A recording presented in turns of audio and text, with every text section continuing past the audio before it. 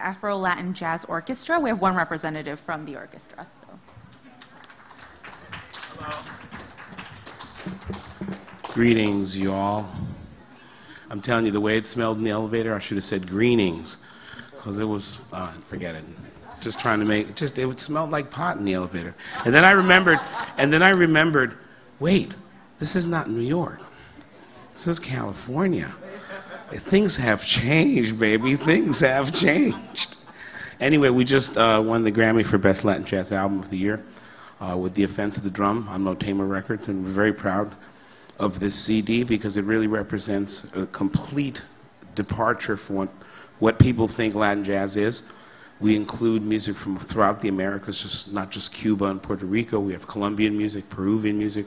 We even have, I think, the first documented example of reggaeton jazz. Remember, you heard it here first. Kaya 13 meets Duke Ellington, y'all. Hello? I'm here all Zavik.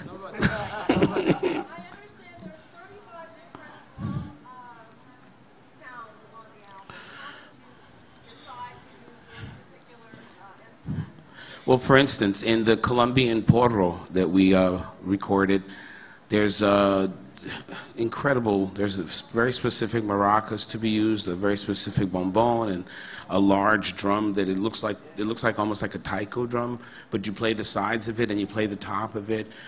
We included the turntable, the DJ turntable, in our definition of drums. I mean, every single, we had a taiko drummer on the record. We had a variety of Afro-Caribbean, Afro-Latin percussion. And the thing that's beautiful about it is that, you know, you really realize that the drum is the central galvanizing feature of so much of the music that we love. And to hear it in its ethnicity, if you will, because it's played by hands. It's a really different thing. People think of drums, they think of sticks, they think of trap drums. But when you see someone put their hand on a skin, it's an extension of their humanity. It's their heartbeat being transmitted to the instrument. I think it's so profound to hear that, to see somebody play with their hands on a skin. It's an amazing thing. Oh, we have an incredible I want to introduce you to, by the way, to my executive producer, Kabir Segal, Eric Oberstein, our producer. Vince Cherico was the drummer on the record and played a variety of these instruments. We were in Cuba during the announcement recording our next album. We were in the Abdallah Studios in Havana doing a recording called The Conversation Continued, which is my imagination went wild, and I imagined that Dizzy Gillespie and Chano Pozo are still talking about the future of Latin jazz, or the future of music, because Dizzy Gillespie didn't even call it jazz, he called it universal music. And so I commissioned 6 composers, 3 American composers and 3 Cuban composers, to imagine what that music sounds like, the music of the future. And we were in Cuba when this announcement was made. We were collaborating with a dance company and recording with Cuban and American musicians. It was incredible. People were crying, people were freaking out. Bartenders were losing it, man. I mean, so we were at you guys were at lunch, and the bartender just started weeping, and there was a big party in the Malecón. Everybody felt 60 years of a failed policy really begin to crumble, and I think that's an amazing. I'm very proud of President Obama and President Castro.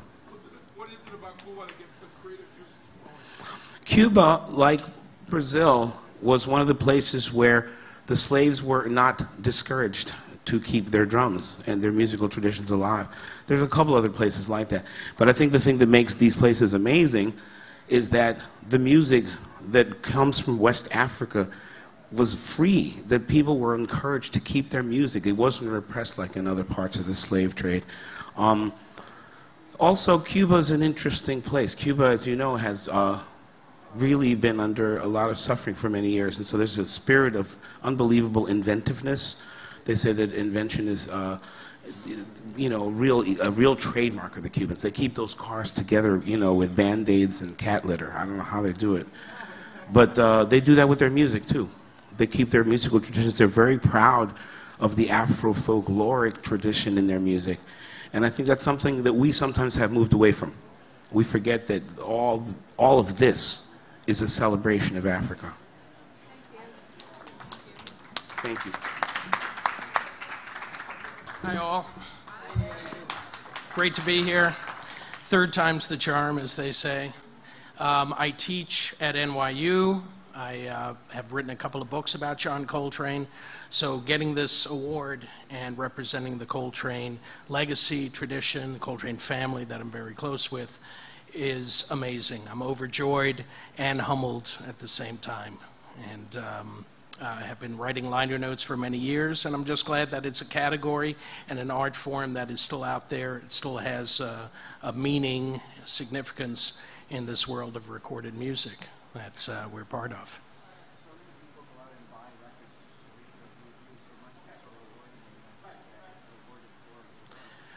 The statement was, so many people go out and buy these recordings because of my writing. I would,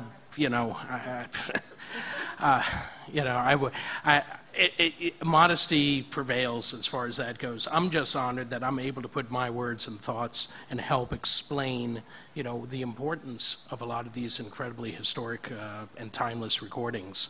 I appreciate your saying that, but I would hope that the music itself is what's out there first.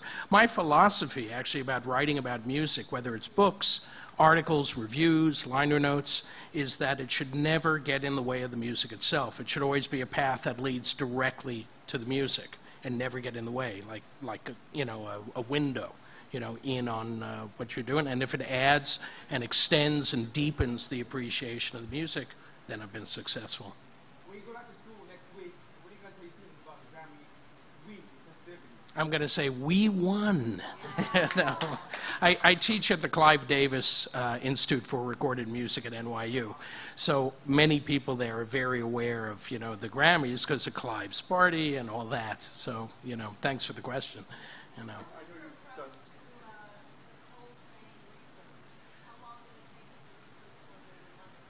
For me, Coltrane has been a lifetime journey.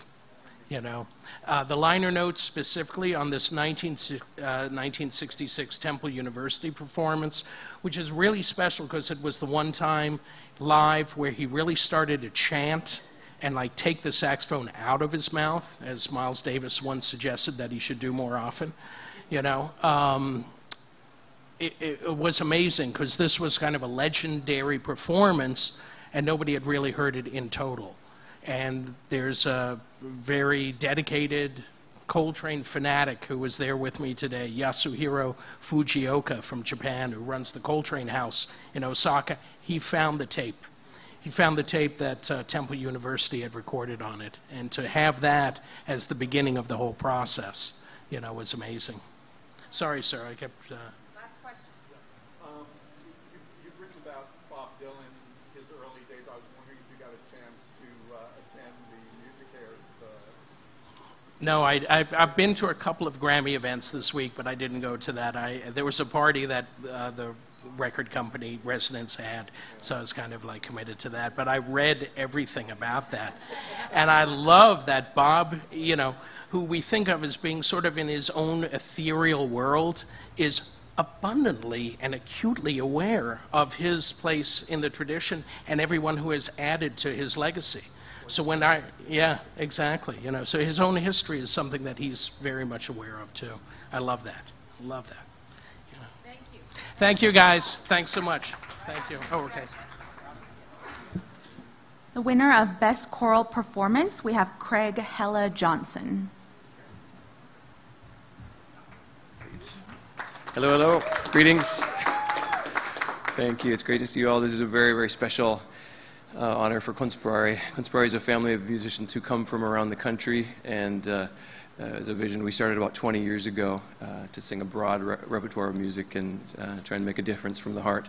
And this is very, very special, incredibly so. So thank you. How do you feel that you won your Grammy? How, Has it sunk in yet? It feels amazing. It feels, this is quite a shock, actually. I mean, it's a beautiful surprise, and sitting somewhat comfortably in my seat, and then to hear the name was absolutely a surreal experience. But yeah, very, very special. And especially as I think of the musicians who are a part of this, they're just incredible souls. And so, yeah, it's pretty awesome. So is there a backstory on the choice of these Russian songs?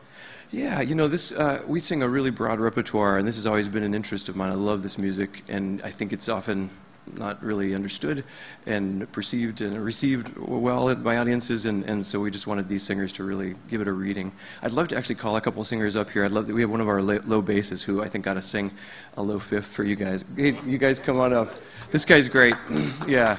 So this is Robert and Glynne, and this famous name, this is Glenn Miller actually, and you really ought to hear him sing a scale down to a low A flat or something like that.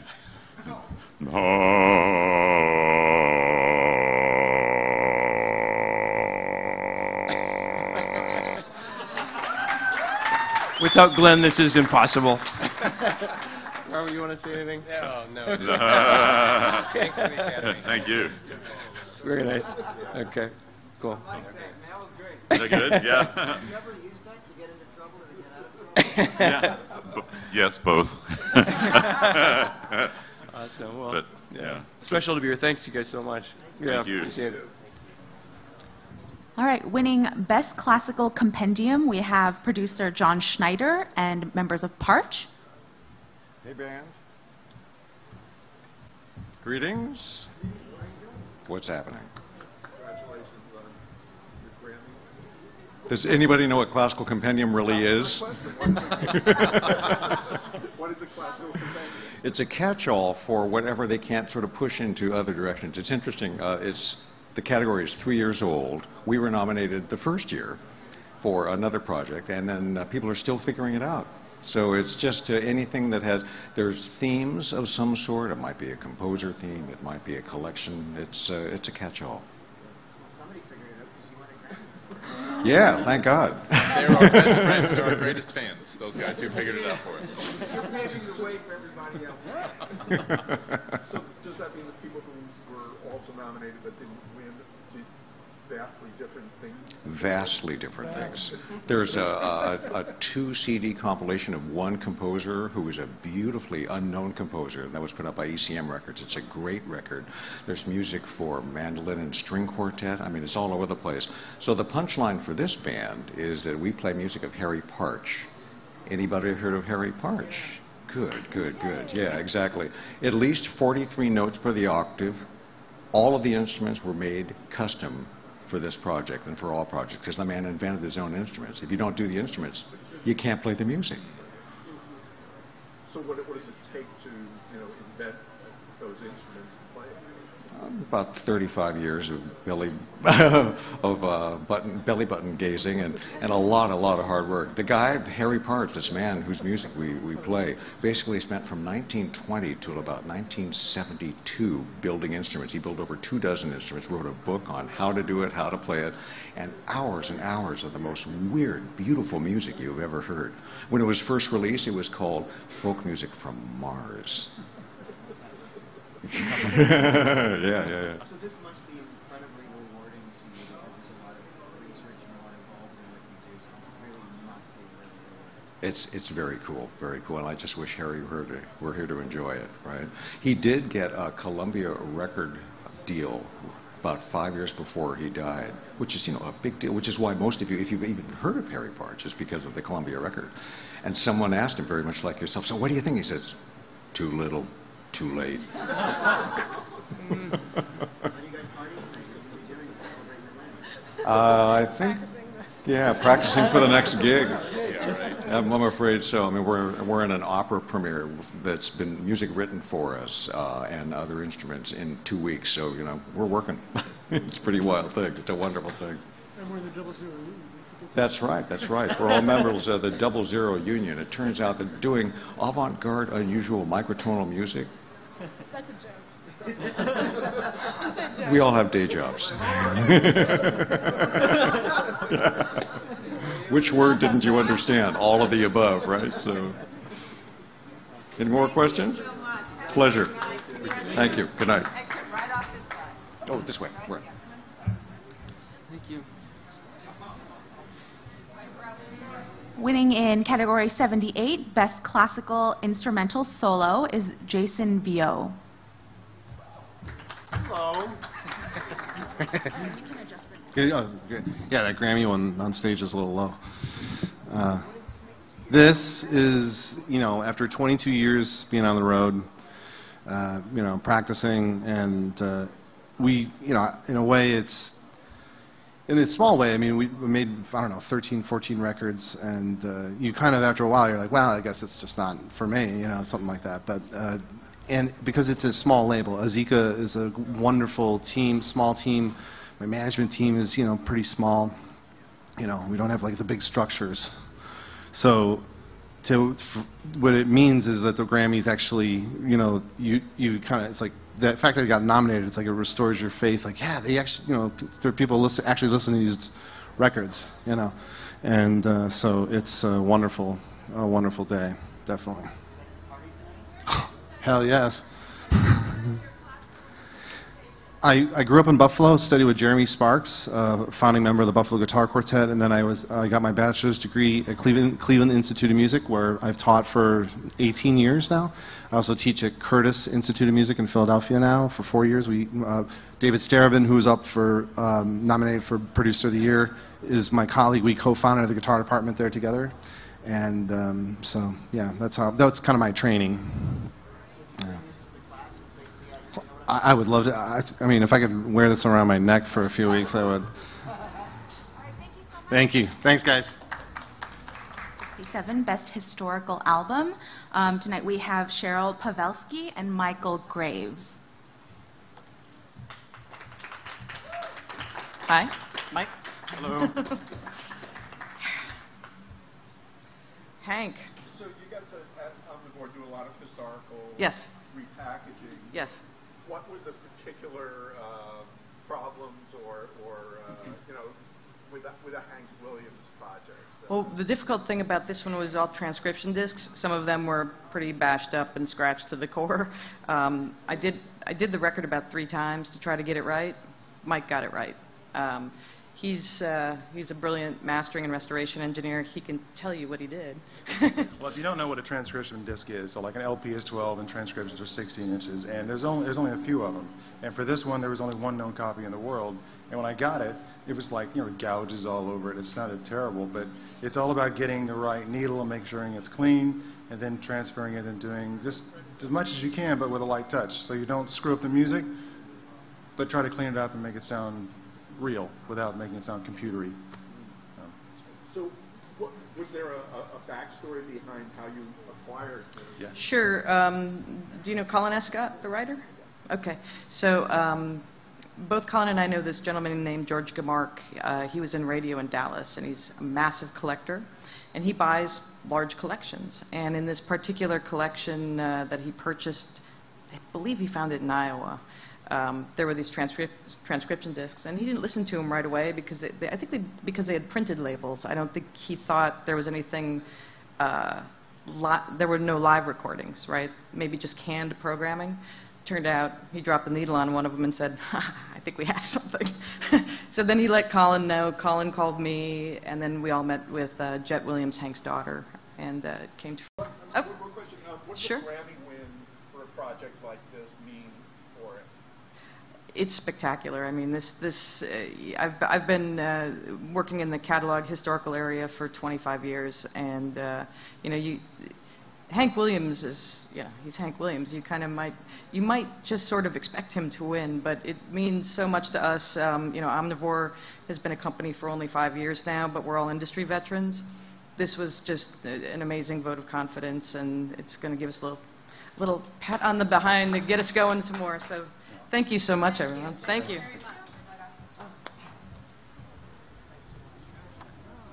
Winning the Best Surround Sound Album for his work on Beyonce is Elliot Scheiner. Thank you. Thank you. Congratulations. Thank you. Thank you. This is humbling always. We seem to see you here almost every I've year as surround sound. Yeah, I've been here a few times. So what were the particular, hurdles or The hurdles were, I was actually in Cuba right before, it was a year ago Christmas, and I got a message, no calls, and all it said was Beyonce. And I finally managed to make a call back, And my manager said, "You've been offered this job to mix Beyonce's record in surround sound." And I didn't know there was a record coming out. And they said, "The only thing is you'll be back on the 24th. You have to have it done by January 1st. So there were 17 songs to do in a really short amount of time, but obviously well worth it. Yeah.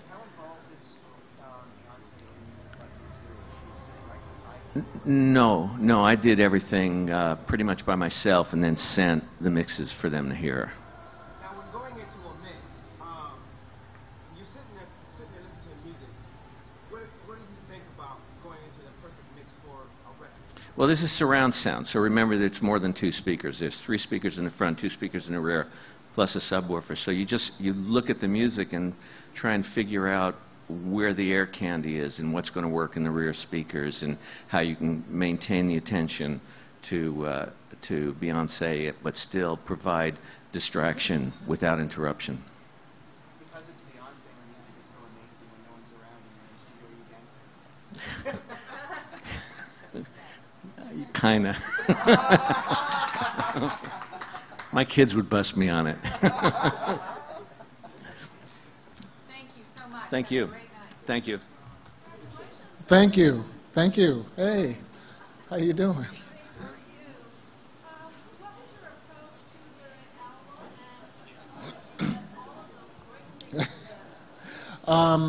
Wow. Yeah, that's.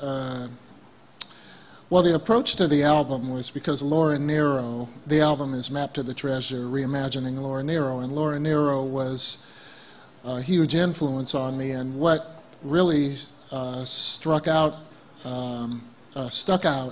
to me about her was the amalgam that her music was. It was like Broadway music, combination of Broadway, doo-wop, jazz, brill-building songwriting. So I wanted to figure out how to really pay homage to that and reimagine that. So I called my really good friend Larry Klein and asked him to collaborate with me on this project, and we both kind of shared ideas and came up with this concept of reimagining her music.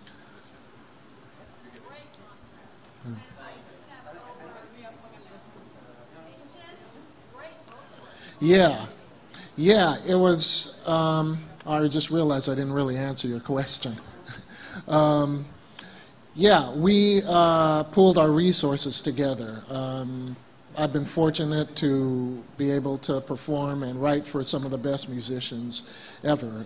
Yo-Yo Ma, Diane Reeves, all of these incredible musicians, Lisa Fisher, and we made some phone calls, and Larry made some phone calls, and all of these people were really interested in doing the project also, mostly because they were interested in Laura Nyro and the wealth of, you know, artistry there that could be explored, you know.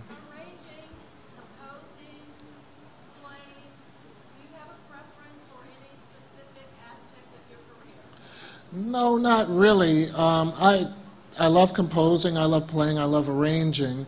I love arranging when I get asked to put myself into the arrangement. When it's just arranging for hire, where you're supposed to do something that is someone else's vision, but you have to use your training to just be kind of a slave to someone else's vision. That's not really that enjoyable to me. But when the arranging asks, the assignment asks me to impart myself into it and be able to come up with something that's kind of sifted through the prism of my own experience, that's when it's interesting to me. Do you remember the first Laura Nyro album that made a real big impression on you that you heard or bought? Yeah, Christmas and the Beads of Sweat. And the song that really struck me was Map to the Treasure. A Map to the Treasure is kind of like a duo with Laura Nero playing piano and singing and Alice Coltrane playing harp. And it's just beautiful. It's symphonic in conception. It's epic. It's an epic performance. And it goes through these peaks and valleys of emotion and texture. And it really made a profound impact on me as a youngster. Thank you. All right. Coming to the stage now is winner of a Best Tropical Latin Album, Carlos Vives.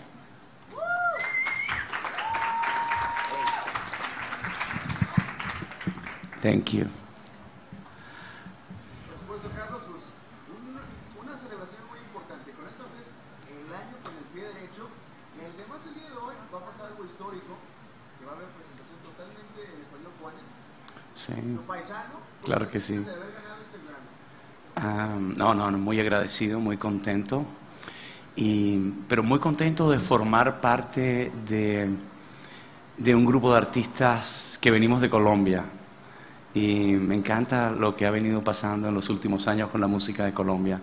Muy orgulloso con Juanes, con mi banda favorita en Colombia, que es Chucky Town, que tuvieron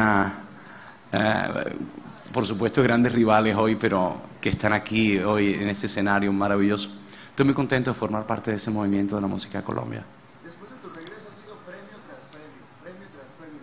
Eso yo creo que es un gran compromiso para seguir adelante, ¿no? Sí, no, ha sido increíble. Ha sido increíble porque la Academia siempre ha reconocido nuestro trabajo desde el principio. Cuando nacieron los Latin Grammys, fuimos de los artistas que nos reconocieron por primera vez. Así que yo estoy muy agradecido con la Academia por el cariño al trabajo que hemos hecho. Y no, por supuesto, un Grammy es un Grammy. Y además siendo el gran americano muestra el poder que cada vez más el pueblo latino tiene en este país. Y yo creo también que muestra cada vez más el cariño que el pueblo americano tiene por sus vecinos. No, eso es difícil. Yo lo dije en mi Twitter hace unos días cuando en mi despiste infinito empiezo a darme cuenta con quién estoy nominado. Yo digo, no puede ser. Es muy difícil porque Totó, la momposina, es un símbolo del folclore. Nunca hemos pretendido ser folclore porque nacemos dentro de la industria. Totó es una cantadora. Totó es reina de la cumbia original que viene del Río Grande de la Magdalena. Totó nace en Monpós, por eso es Totó la momposina. Y entonces para mí Totó es un símbolo muy especial. De repente estar compitiendo con Totó no es algo que uno, no sé, yo decía, yo quería ganarme el Grammy y ya de pronto no me lo quería ganar. Pero lo comparto con ella, especialmente con ella, por ser esa colombiana que ha sido para nosotros y ese pilar donde hemos construido la nueva generación de la música. Totó ha sido uno de esos pilares donde hemos construido la nueva generación de la música en Colombia. Nada, los queremos. Gracias a la W por acompañarme siempre. Gracias. Guys, take it easy. Well, hello. How's it going, y'all? Congratulations. When you picked up the award, you talked about people listening, you still listen to instrumental music. Is that a problem? I think, the human voice, of course, is incredibly compelling, particularly when given a melody to sing. But I also feel that instrumental musical expression is beautiful in its ability to express things abstractly. So when there aren't like precise words for a feeling or for something that you got going on in your life, sometimes instrumental music can kind of squeeze in, it can fill in the cracks. The other thing it can do is that it doesn't have to tell the story that you feel like it tells. It can tell any story to anyone in their place. I think it's an important facet of music that often gets overlooked right now. Not much to add, but just simply that the current environment with anybody able to get anything they want immediately and then knowing that they could get something else, so they can't stay on it for more than a minute, does discourages a degree of abstraction in music, and I think that Chris is referring partially to that. Yeah.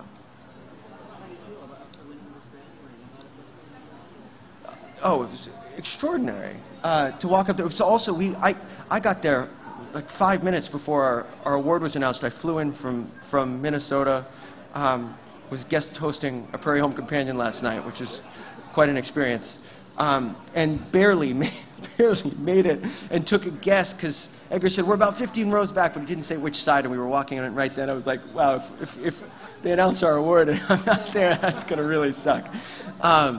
So I guessed wrong. And so when they announced our award, I don't know if you saw, but we came in from different sides. It looked very scripted. Yeah, and if we had really done that on purpose, I think we would have been embarrassed forever. They would have taken the award away. Yeah. So I heard that show last night. I was driving my car. How did that come about? Well, Garrison, the first time I played Prairie Home Companion, I was 15, I think, on a Young Artist show. And I've been on the show probably 15 times since then. I love the show. I grew up with the show. Some of my earliest musical memories are of listening to that show with my folks. There's a real champion of instrumental music.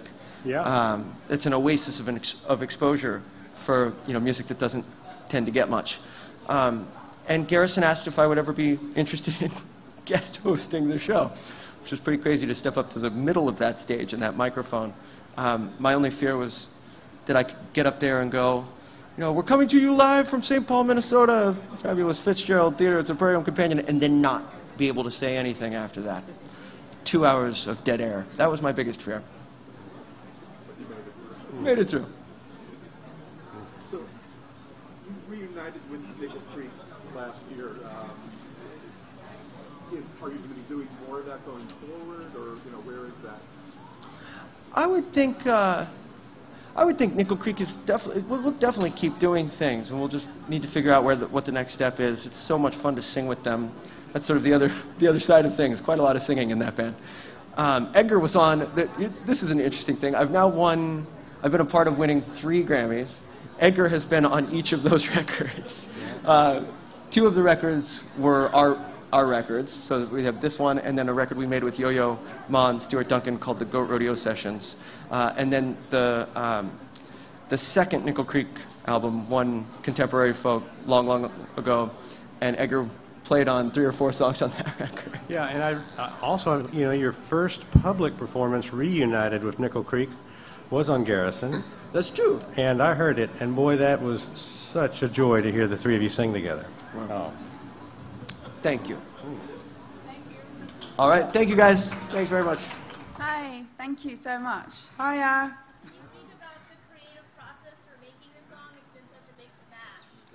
Yeah, well, Clean Bandit, we're an instrumental band, and we feature different vocalists on every song, and Jess is the featured voice on this song. It started with the riff, diddly-dee-dee-dee. We were actually on the subway traveling, and Jack wrote that on his computer, and then it developed into the song. Can you speak a little about the video? It's a very unique video. Yeah, we shot that in Tokyo. We kind of make our videos ourselves as like holiday snapshots. And we went on holiday to Japan a few years ago and wanted to go back and make a music video about that time. And lots of people think Clean Bandit is like a young Japanese girl because of that video, but yeah, we tried. Yeah, I get that. It feels amazing. It was such a weird feeling, actually, when they made the announcement. Straight after the Tropical album. Yeah. It was like, what? Yeah. But incredible, yeah. We could. You guys expected to cross over rapidly on such a big level? Because it's not just a dance group at this point. You're hearing all different, formats of radio playing. Did you guys expect that at all? No, not at all. Our music is such a weird, massive mix of different styles. Like across our album, New Eyes, there's kind of reggae, like UK garage, house, and yeah, we never expected Rather Be to become such a massive hit, and yeah, it's just incredible.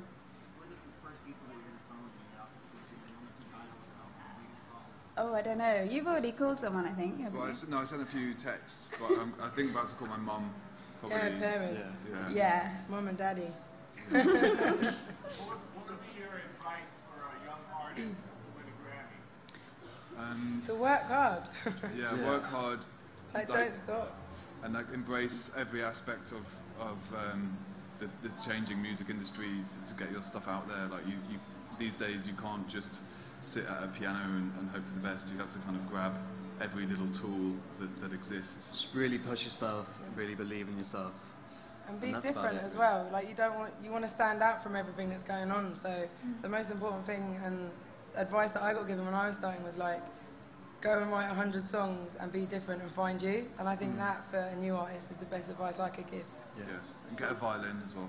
This song was everywhere this year. Where's the strangest place you heard it play? We were in Cuba, actually, in the countryside, kind of in the middle of nowhere, about 6 in the morning, and we heard it in a little cafe. That was cool. So being that you... No? No way. There's This is no where we'd place rather be. we'd rather be. Yeah.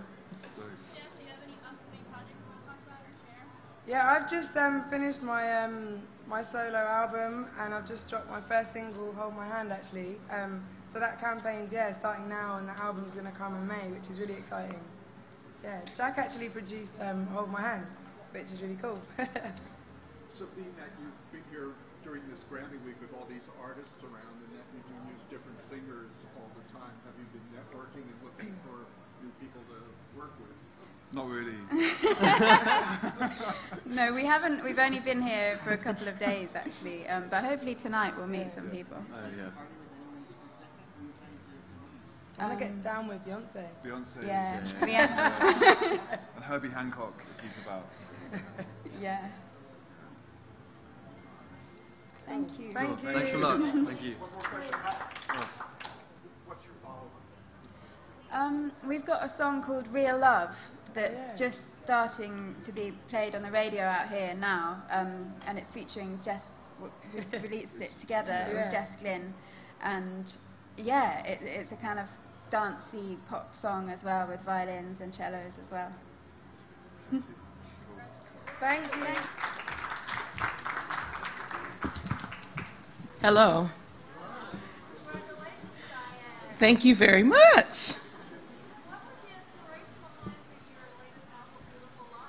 Well, I was really excited to do it because I was listening to a lot of young jazz musicians, and they were really into a lot of the music that I grew up on. So I thought that this would be a wonderful, neutral ground for us to come together on. And my good friend Terry Lynn Carrington, who produced the album, talked to some of them just called, and we ended up doing this record, which ended up being a beautiful life experience. Robert Glasper is on it, Layla Hathaway, the great Gregory Porter is on this record, Gregor Moret, just so many incredible musicians. What would be your advice for anyone wanting to get into jazz music, anyone young wanting to get into jazz music? Well, the first thing I would tell them is that to remember that everybody in the world is unique, and you have something very, very special to offer the world, and to define it and refine it, respect it, and stand up there like you believe in what it is that you're doing. That's the first thing. I think jazz music or any other music that you decide that that's what you're going to do. How many Grammys is this for your best jazz? This is Grammy number 5. Oh my God. How's number 5 different from number 4, 3, 2, and 1? It's every time it's new, because you basically you give birth to these projects, and you're really, really proud of them, and you hope that people are really feeling them and hearing them, because every time you do it, you take a chance to do something different than you did before. So each time is a very unique experience, and this one was incredible because a lot of the artists in this particular category were just phenomenal artists whose records I have, and one of them whose record I am on. So it was really nice to be surrounded in that kind of company. When did you come to the realization that these younger musicians from a generation beyond you were digging the same music that I think I listen to everything from, going on YouTube, Facebook. A lot of young musicians tweet me a lot of their music. As a matter of fact, Robert Glasper follows me, and I follow him, and he said, I always wanted to do something with you. I have this idea, and that's how we came together on Twitter, and he did this amazing jazz arrangement of Fleetwood Mac's Dreams, which is on the record, which is incredible. It's a song that I grew up listening to, and I couldn't even believe that he knew it. But he arranged it in a way that was just really pretty dope. So was the record a whole series of those? There were 4 things that were covered, and the rest of them are all, written, composed material. Yeah. Yeah. I have been touring in support of the album. It's funny because when the album was coming out last year, I was at Lincoln Center, and now I won a Grammy, and for Valentine's Day, again, I'll be there. So we'll, continue to perform this music and working on the next project. Yeah. Thank you.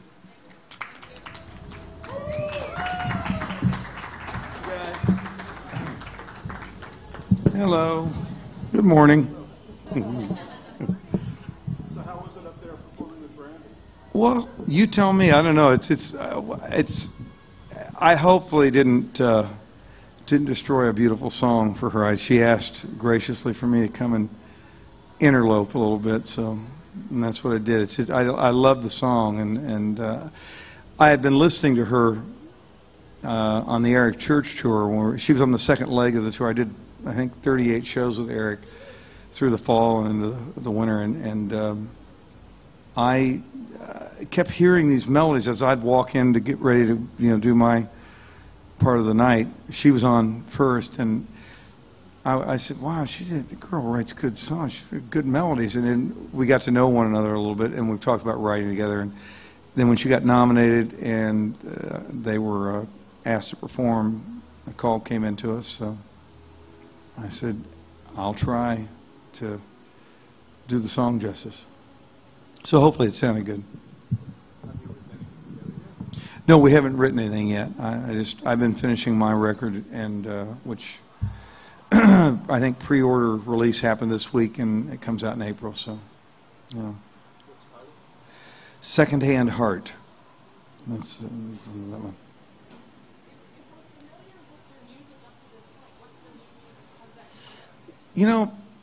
I'm really thrilled for Beck tonight. I got to give him a hug in the hallway downstairs, and that was before he won Album of the Year. Now was that the last one? Because I just was back here doing another interview. I saw it, and I wanted to cheer in the middle of the interview because he really embodies the spirit of awe about music and exploration in music. He has a reverence for music, and in that reverence, he's willing to be irreverent at times. And with Beck, I explored on the last album I did, 3 Pairs, a return to kind of teenage recklessness in terms of what I was doing. I'd gone in, we tracked a song called A Heart Like Mine, and I thought I was putting a scratch electric guitar just to show as a guide. And he said, "You want to do another one?" And I said, "No. Well, we're going to get somebody to replace that." He said, No. So you need to keep that, and you do another one over it, and we're like, and that's what led to that record, and it actually, in a lot of ways, begat this album. So that album that precedes this one, and it's almost full circle. There's a certain kind of sense of, you know what? There are touchstones probably from all parts of my career on this new album, but there's an energy, maybe, and again, an irreverence at times that harkens back to the very first album and then coming out of the LA cowpunk scene in the early 80s. So.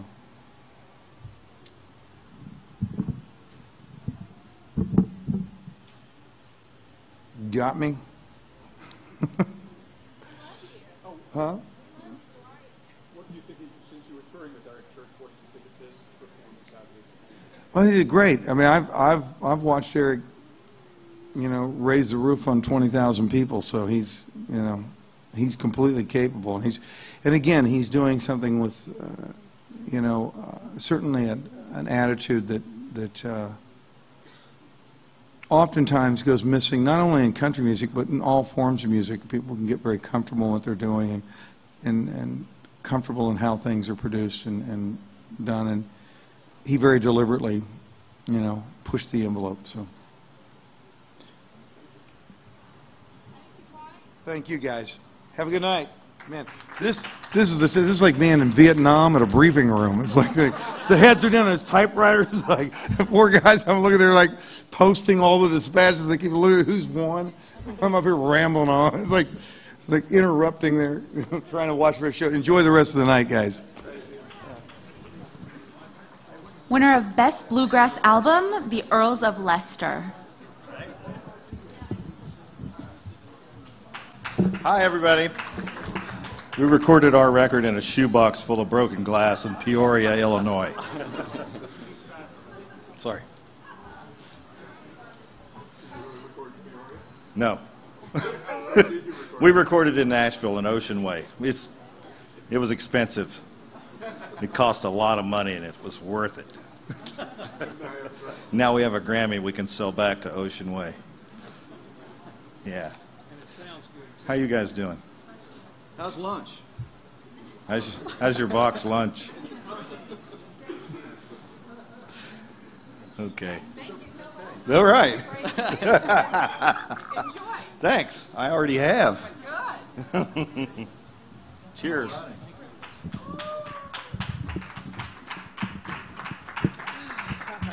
Thank you. Hello. Hi. Yes. Thank you. I am wearing Loom. My sister brought this over, and I usually wear black or tan or something like that, and I wanted a little color this time, and I think it worked for me. I think I'll wear color every time. How do you feel to win as a solo artist, being that you worked with your sister for 14 years, and now you stepped out on your own and won your own brand? How does that feel? It's an amazing feeling. Hi. It's an amazing feeling because I feel like I took a chance on myself. A lot of times when something is working, people were like, I'll just stick to this. But it was time to shift and do something different. And I do believe that we are great together, but I know that we both have something individually to offer the world. And I think this Grammy is proof that it's true. Thank you so much. I saw something on your Instagram where you were in our neighborhood, Inglewood. Yes, yes. Take a moment and reflect from those days in that church to where you're standing right now. Oh, Greg, you're trying to make me cry. If I remember being about 10 years old and singing in my church when everybody else had to say speeches, I had to sing. When they had to quote scriptures, I had to sing. So music has been a part of my life, all of my life. And I always had big dreams to sing in front of big crowds. And so now that I am doing what I'm doing today, it's so rewarding to know that if you keep going and if you persevere and you get past the tough days and the down days when people tell you that you suck and you won't do good without your sister, it is just so rewarding to stand here and hold this today. I'm feeling so blessed and proud of me, actually. Yeah. Thank you so much. Thank you. Now, the haters are hating on you, so what? Now you say, I give glory to God. Now you're You know, as far as I know, everybody loves me and I love everybody, and don't tell me nothing different. I don't let haters be my motivation. I'd rather be motivated by love and the people that care about me and push me and tell me that they want me to do good. My husband, my kids, my mom, my sisters, they motivate me to go out and share love with the rest of the world. The Bible says, for God so loved the world, not the perfect, not the Christian, it said for God so loved the world. So you love everybody. Thank you. Hey there. You talked about Warren being hard on you in the studio. Yes, he is a little tough. Why?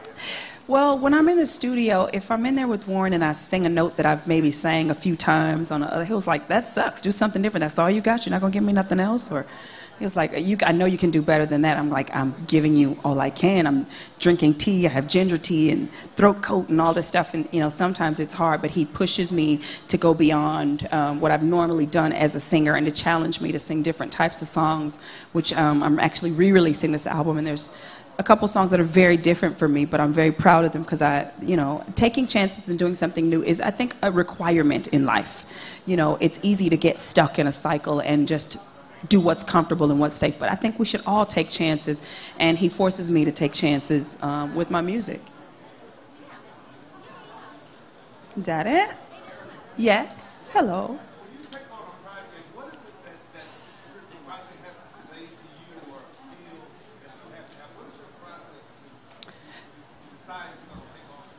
For me, the music has to work. And when I say work, I'll give you an example. A few years ago, my husband was diagnosed with cancer. And we were working on the Mary Mary record called The Sound, for which we won 2 Grammys. But neither of those songs were the songs that would work for me when I was going through, because I was so low, and I was like, is my husband going to die? What's going to happen? But I chose to tap into my faith and believe that he would be okay if we did the right things, if we rise above the negativity. And so there was a song that said, I don't know what to do, but Lord, I do know that I trust you. And so I played that over and over, and that song worked for me. So when I listen to a song, I think about people's lives and what they're going through. If somebody needs to be lifted, will this song lift them? If this song needs to carry someone through a sad time, will it carry them? Does the music work? That's beyond sales and all that kind of stuff. That's good, but the music has to touch somebody. That's what's most important for me. That's what I feel like I was put on this planet to do. So as long as the music is touching somebody, it's lifting, making you laugh, smile, think, cry, it's giving you something, then I think the music works. You're welcome. Thank you. Yes? Oh.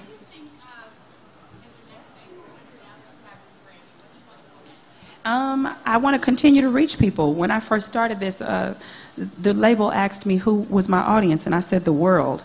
And so there's so much that I haven't done, and so there's so much more to do. I'm very, very grateful for this, but there's so many more lives to touch, and hopefully this will allow some more doors to open so I can just keep touching people's lives. Thank you. Thank you. Robert Lopez, Tom McDougall, and Chris Montan. And Kristen Anderson Lopez and Robert Lopez also won for Best Song Written for Visual Media. Hey. Hello. Congratulations. First, tell us about your dress, please. Yes, this is Kenny Bonaviticola Couture, and you get a second one for giving me that shout out. So, after all that we talked about, the dream has come true. You've won a Grammy. How does this feel? It's amazing. It's just it's wonderful to have the movie that's been so embraced by the public now be validated by the Recording Academy. This record that we enjoyed making so much and that was the product of so many talents has now been doubly recognized. It's very, very gratifying. yeah, maybe. You got Maniac. I'm really excited because it is a story about 2 girls and a female relationship written with 2 out of the 4 of the team were females. And that's a pretty significant thing in a world that's mostly male and about male stories. So I'm excited. The kids wanted you to tell them a story about them when you won this. Did you tell the story to your kids? We didn't tell that story, no, but I told my friend's story.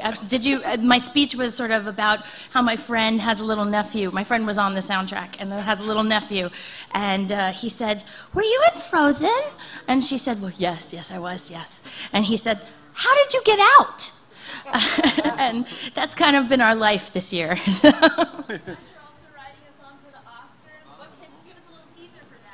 Oh, well, we're not allowed to tell anything about it, but it's been really cool working with Neil Patrick Harris, and it's got a lot of super cool multimedia stuff, we can say that.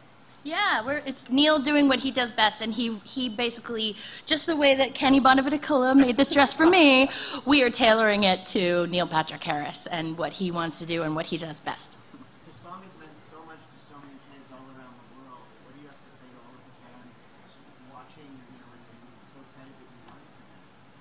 Well, you know, what's so interesting about this song is that, you know, we do, of course, over a year later, you get the people who really love it, and then you get the people who tolerate it. And what's so amazing is that the people who really love it do reach out and say that, I've had people reach out to us and say that they were about to commit suicide and they heard the song and they didn't feel alone. I've had an occupational therapist reach out to me and say that there's a toddler who has no brain activity except when she hums Let It Go, and that allows her to communicate. I mean, you hear these incredible stories, and that kind of inspires you. When you have all the parents coming up going, oh, that song, I've got a doll that plays that song, it helps you keep going and get really excited about writing the next one. But I think even more than that, the Will Ferrell lip sync made us all feel really good. For you two, when you wrote it, I mean, did you know that it was something special? I'm sure it far exceeded anything that you could have, thought when you finished writing it. You know, you start writing, it's solving a puzzle. It's similar to the crossword puzzle. You've got a character, you need the song to fit the story. But of course, what happens is in the cracks, you start putting in things from your own life. And we were walking around Prospect Park, and Bobby was like, I feel like Elsa is like that straight-A student who was under so much pressure, who couldn't fail.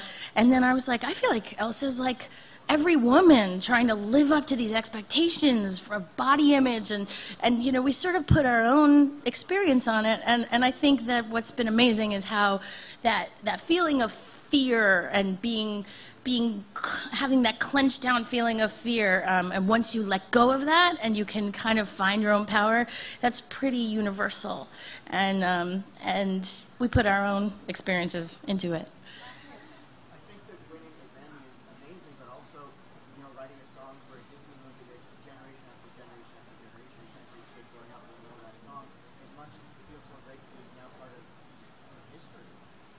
We keep joking that hopefully when we're really old, people will want to talk to us still, because of it. Yeah, I mean, it's just it's an amazing gift that we get from the fans when we go to a birthday party and they're all wearing Elsa dresses, and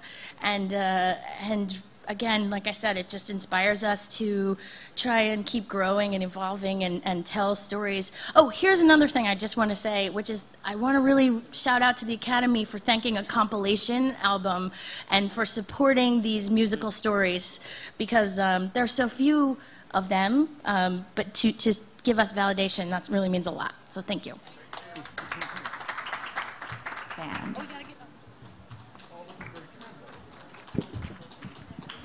Is that it? Okay, we want to try to do a little bit of research into this, the effectiveness of this kind of genre. So, show of hands, how many people own a big band record? A couple, right? Okay, how many people have purchased one, say, in the last 2 years? A little bit, yeah. Okay. See, this is our great challenge, is to try to make big band music, large ensemble music, be perceived as relevant still. Because when you say big band, you think of Count Basie and you think of Duke Ellington, and that's all good. But there are those of us that came up with that influence, but also with the Beatles, with Stevie Wonder, and Earth, Wind & Fire, and rock and roll, and all those things that kind of went into the aesthetic of what the Big Fat Band is about, which a record that we won, as you might have noticed on her sign, is called Life in the Bubble, a reference to us living our lives in these little bubbles. And you buy something on Amazon and it says, if you like that, you'll like this, which is almost the same as what you just bought. And it's limiting, I think, for us, and it's amazing, because we all like things we're comfortable with. I love it. But I think it's also limiting. So this is a statement we made, that a big band doesn't have to just play swing music. You can play funk music and rock and roll and Latin music and classical music and anything like that. And our great challenge is to try to convince everybody else, with your help and with the help of the fans, that big band music is not just about nostalgia, but it's also about being culturally relevant at this time. All right, now what did I just say?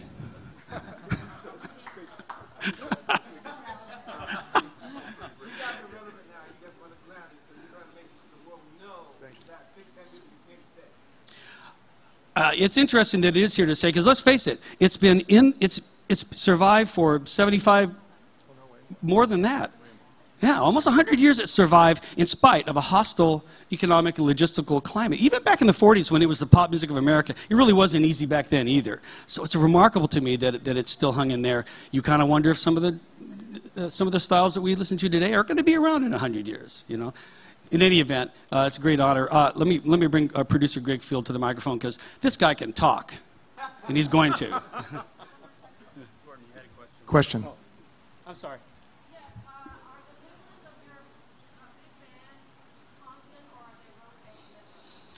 Well, they're both.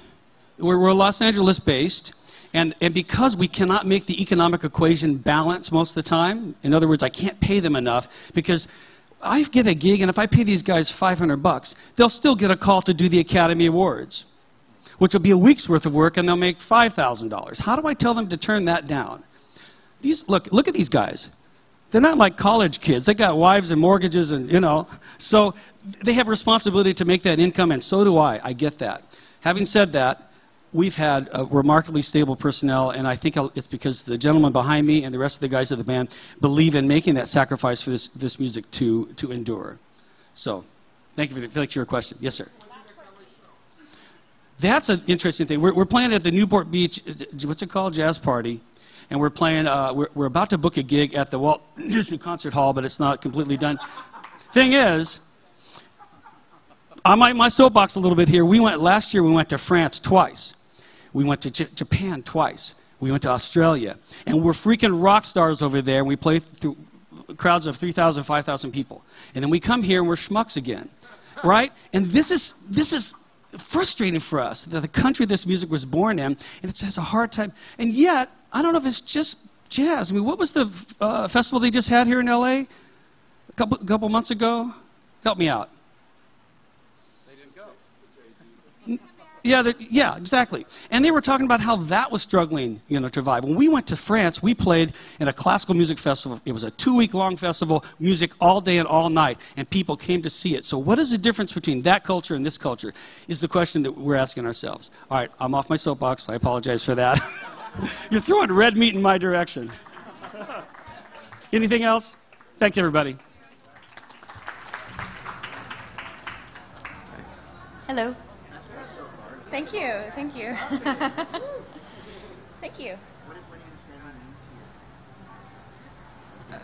To me, well, it's probably a once-in-a-lifetime opportunity. It's incredibly exciting, and it's the kind of thing that all my friends and family are just over the moon about, and so I think it means a lot to them, and that brings me joy as well.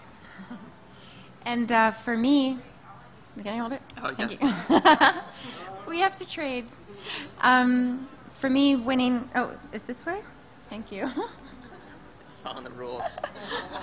There are ways you're supposed to hold a Grammy. I never knew.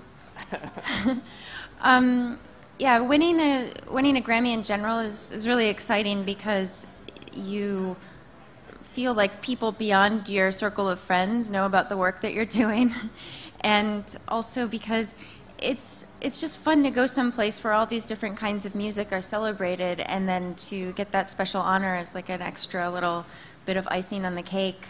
For this particular project, for me, it's been about 10 years in the making, and it's really meaningful to me. So the chance to come here and celebrate the sort of finality of that project, really like being recognized, is very special.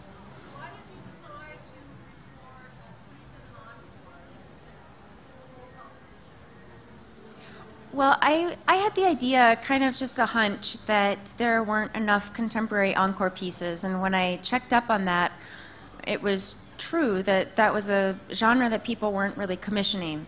There were a lot of short pieces being written that could be used as encores, but the opportunity to write something for specifically that part of the program, the end of the program, when no one knows what's going to be played, and you're wrapping up the whole experience of a concert, that wasn't necessarily represented in the same quantity. So I started listening to a lot of composers' music. I tried to listen to as many people's music as possible, and it just kind of wound up being, after I'd asked everyone, I cold called all the composers, I didn't know most of them. After everyone had kind of organized themselves into the project, it wound up being 26. Then I had an open contest for the 27th. So that's why I wound up 27. Thank you. Sorry. Hi. A slow clap. Is that a good thing or is that a bad thing? It's a bad thing? It's a good thing? I don't trust you. Anyway. It felt fantastic to host. I had a blast. It was, I mean, for heaven's sakes, it was my first time. So I think the fact that there's no specifically YouTubeable moments, I think we're in good shape. I think we're good. No, it was really fun, though. I enjoyed it. It was a great experience. It was great practice to hopefully do something like that again. Absolutely, I'd do it again. Yeah, how's tomorrow looking for everybody? You guys want to do this again? Yeah, it's great. You've been playing a lot around town this week. How have you enjoyed all the different kind of places that you've played? I've loved it. This week I got to do something really, really fun, and that was the Grammy in the Schools thing. The invitation to do that resonated with me a lot because when I was in high school, had I not had the connection with music that I luckily already had, there wasn't really a great program in my school for music, or any great programs for music at accessible period. So had I not had that, I don't know. I mean, obviously I wouldn't be here. I wouldn't be as obsessed with music as I am, but I wouldn't be myself, and not just in the obvious ways, but I wish there was some way that I could find words to explain the depth of importance of finding your love for your art at that point in your life, because I know that I was lucky to find it. And so anyway, it was just really awesome to be a part of that moment for them to take all of not only their education in music, but their experience in music on that stage that night. To see that was epic.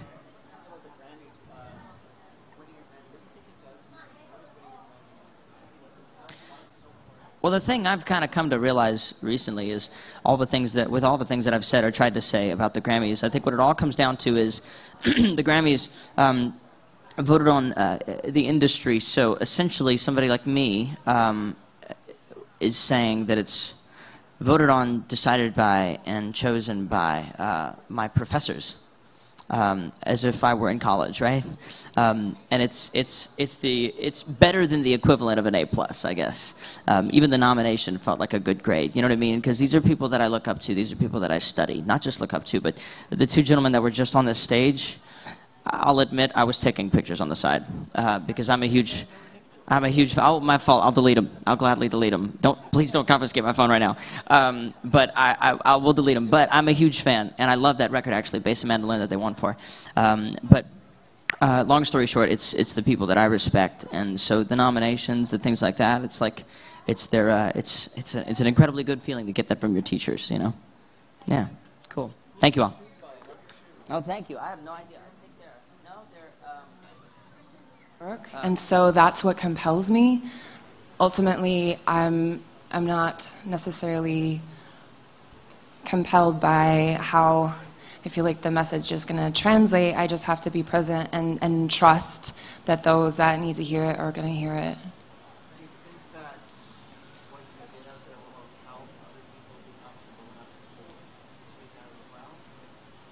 I hope so.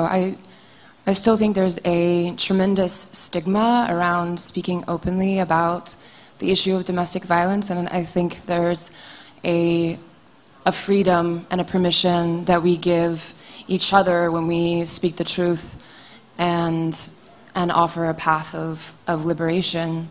There's nothing to be ashamed of in experiencing abuse, but there's still a severe degree of victim blaming in our culture, and it's not something that many people feel comfortable talking about.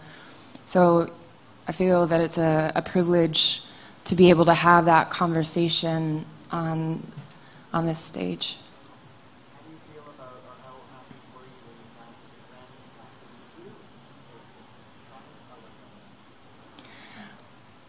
It was very surreal to me. I talked with Ken and Terry initially about their concept and was so excited. They asked me to send them a speech to review, and they were thrilled with it, so we moved forward, and it wasn't until I had heard back that Katie loved it and wanted to move forward with a collaboration that it started to feel real. So I still ecstatic that I had that opportunity.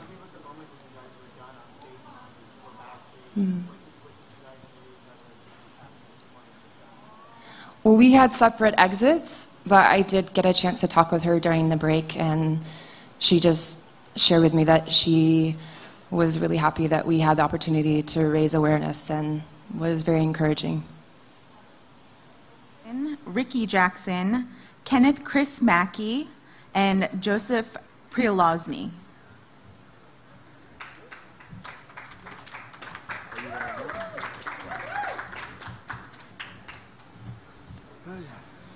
Well, what does winning this award mean to you? I mean, You're up for a bunch.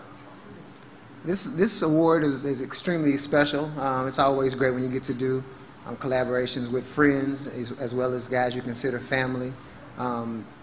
We set out on a mission years ago to kind of change what's known as Christian hip hop, to just give it more of a contemporary sound, I would say, and I think we've had a lot of success working with Lecrae and Reach Records, and we're here today. So the contemporary Christian hip hop, I mean, is that a sort of an ever-changing genre? I mean, a few years ago, Kirk Franklin came in and he sort of revolutionized it. Are you updating it from what he did? I mean, talk to me. I would definitely say, Kirk Franklin is a traditional gospel artist that was contemporary as well. But what we do in the whole Christian hip hop industry is, I'd say it's even more contemporary.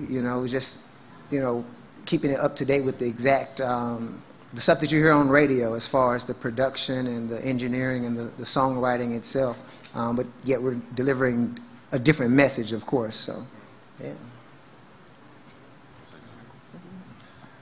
Yeah, we just we want the message to still be gospel, but we don't necessarily want the sound to still be gospel. We want to just make hip hop music that glorifies the Lord. So that's kind of where we're at with this. So can we hear a beat from Dre coming with you guys next, or what? from Dre? From Dre? He'll cut us a deal. Yeah, maybe. Get us some headphones or something, maybe. Yeah. What's up, Dre? Where you at? So how long have you all been working together? This was actually our first collaborative effort, but I've been working with these guys for three years. Yeah. 3 years. Yeah, we actually just met each other on the stage. Yeah, it's kind of a cool thing, like the evolution of a song. So we started it in LA, kind of wrote the top line and the chorus, and then these guys came on. I usually write the raps, so, but in this case, and they really, took the song to a totally new level that we never would have. So it's really cool. So.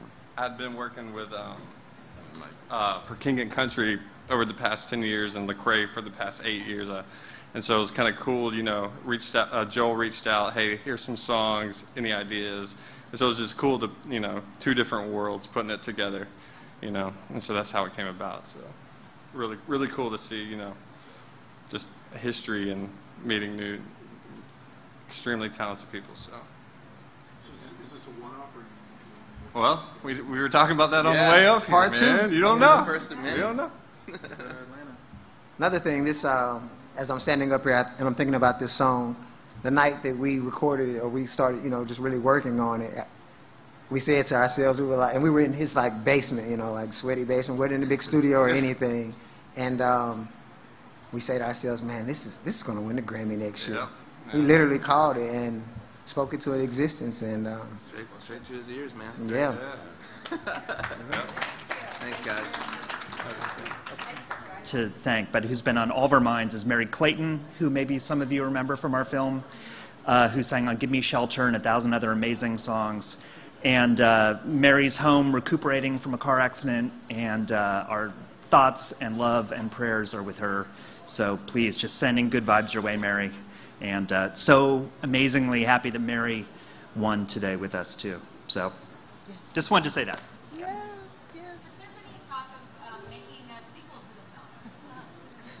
sequel. I mean, you could do 20 sequels. I always say, you know, it's not the last word on backup singing, it's the first word, because I ended up meeting over 100 backup singers, and the hardest part about making the film was cutting stuff out.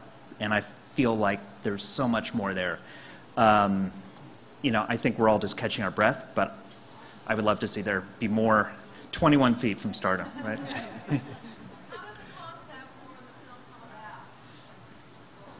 Say? Okay, well, Gil Friesen was our producer, and those were his kids who were up there on stage when we got our award. Gil was president of A&M for many years. They called him the ampersand in A&M. And I have to give all credit to Gil. It was his idea. And he had gone to see a Leonard Cohen concert and smoked a joint and was transfixed by the backup singers. And he came back and said, there's something interesting about backup singers. And he kept saying that. And when he said it to me, I said, yeah, I think there is. And it was that simple. It was just that kind of half-baked idea, I guess, that we had that grew into this film. And meeting incredible people like her, Lisa Fisher. Ask her questions.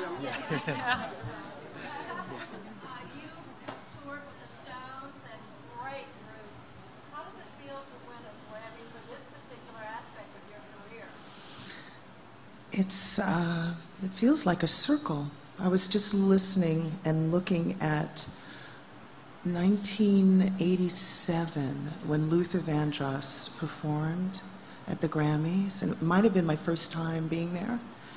And I thought about him today, and Billy Crystal spoke so beautifully about him, about being a background singer, and it just seems so apropos for today. And it seems like everyone that has been in my path, every situation, every chance, every disappointment, all of it is kind of, it feels like a circle. It's the only way I can explain it. Thank you.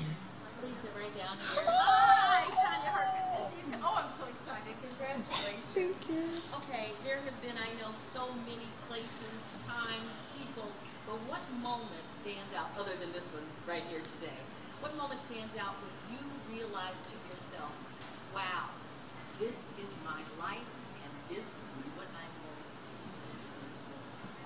do? I keep going back to Luther. He was the foundation for me on so many levels. I mean, when I met him, I didn't know what, foundation and base and getting the hair done and getting my nails done. I didn't know any of that chick stuff, But his eye for detail, just even in that, carries over in the staging, in the music, in what he wants to deliver to the audience. And so just being able to feel his energy from behind him, but knowing that he's aware of everything around him, everything. I remember one time I had on some silver earrings and a gold dress, and he's singing his thing, and then he looks around and he's like, change your earrings, and he keeps singing. I mean, to be so in touch with the audience, but still be in touch with every aspect of what you're presenting, it's just, it would be him. It would be him. Thank you. Thank you. When they came to you with the proposal to film this, what idea did you have of how it was going to be, and how did the way it actually turned out jive with that? I got a call from Kathy Schenker, who manages Sting, and I'm so busy touring, I don't know anybody much. And so she says, oh, this guy, Gil Friesen, wants to talk to you. And it's like, who's that? And she explains patiently. And then when I met with him, I was like, what a sweet, beautiful man. And he's like, I'm thinking about doing this thing about background singers, and I thought it was really sweet. And then I thought, I don't know what people would want to know, because to me it's just what I love to do in my job, And so then he got in touch with Morgan, and then it all was just insane. And I forgot what you asked me in the beginning, because I'm 56. What you envisioned. What I envisioned. I envisioned my family coming to see a movie in a very small theater with a lot of empty seats. That's what I envisioned. I really did. I was just like, oh, this will be really sweet. What a beautiful thing. And you just never know what God has in store. you know. Thank you.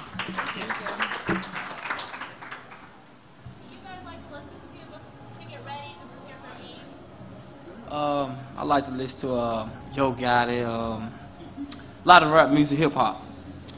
I got a huge scale of, stuff, different things from Hove to Aerosmith to Drake, Daft Punk. I mean, it goes everywhere. I'm all over the place. Malcolm, what do you think in 1 week after you make that interception?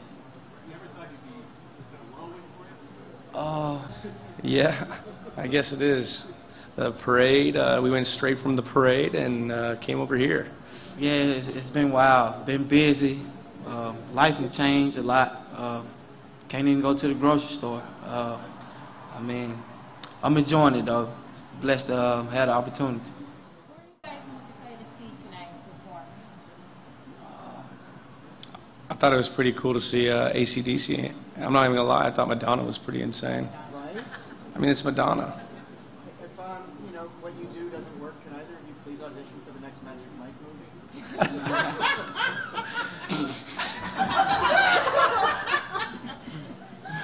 You better say yeah, man. Come on. Channing, we're over here, dude. What's the craziest thing a fan has done to you guys since the win? Go ahead, Malcolm. Go ahead, you go. A lot of crazy things have happened to me this past week. We'll leave it at that. There's Google.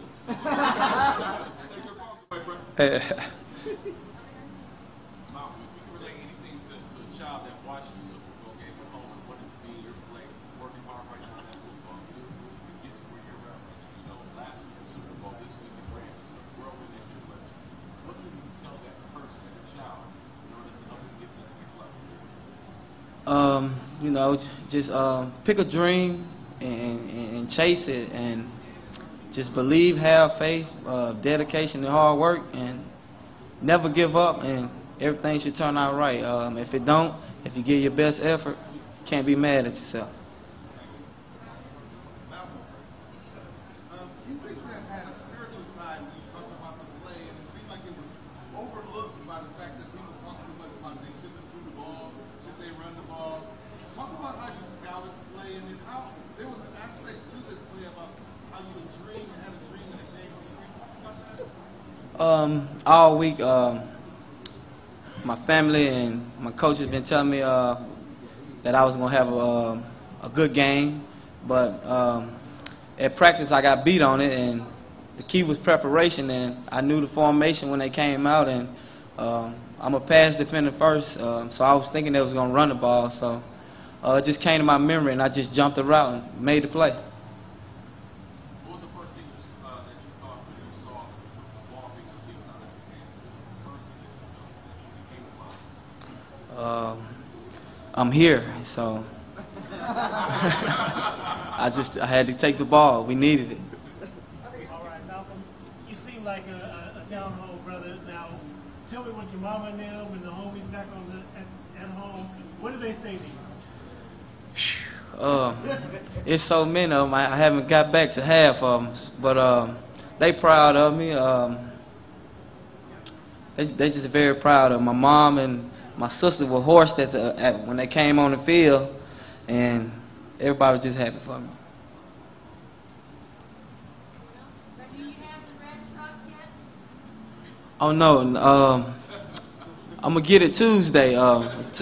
Get a little photo shoot. I'm gonna change the color up on it and all that, so one of those fans won't be blowing at me while I'm riding down the street.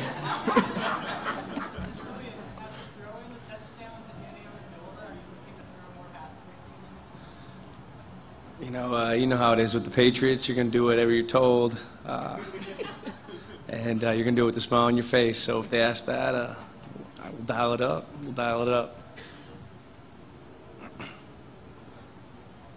Thank you. All right, guys. Ferris.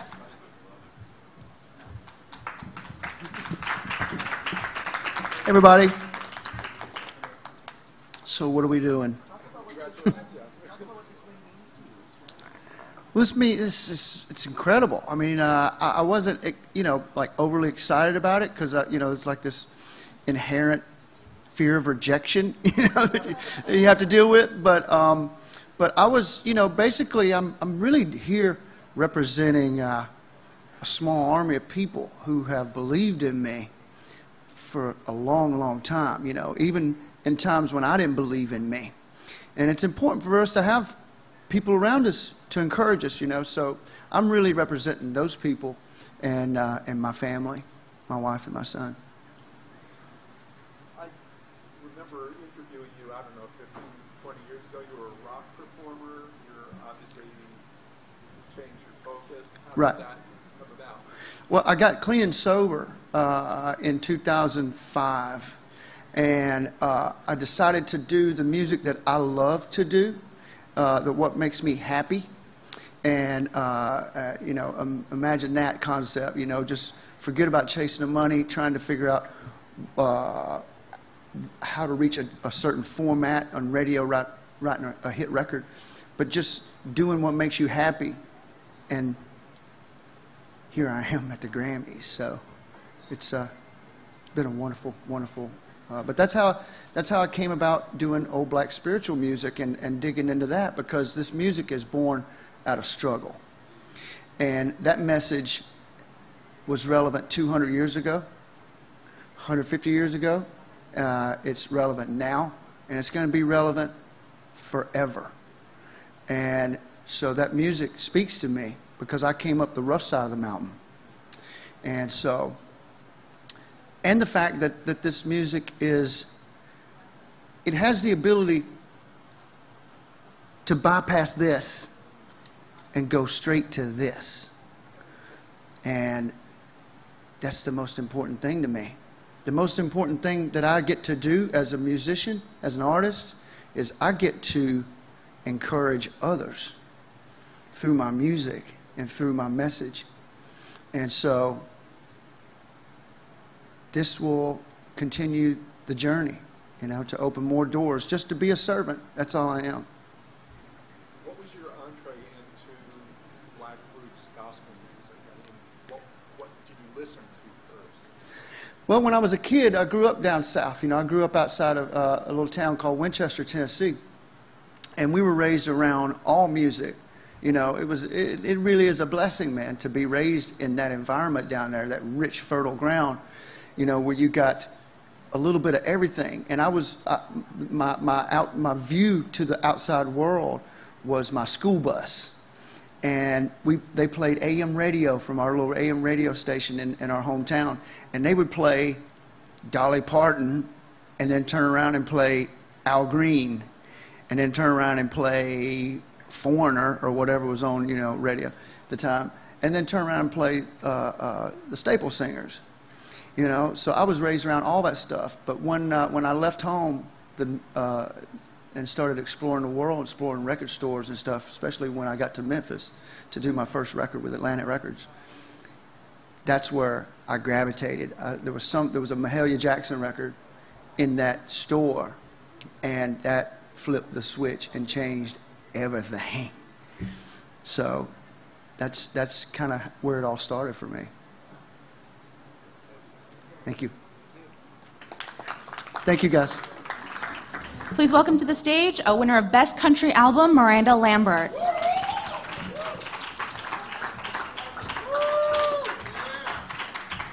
Hello. Congratulations. How does it feel to be holding your Grammy right now? Feels amazing. Feels surreal, and I'm so excited. I love every album in this category, so I was really not expecting it, but I'm so thankful.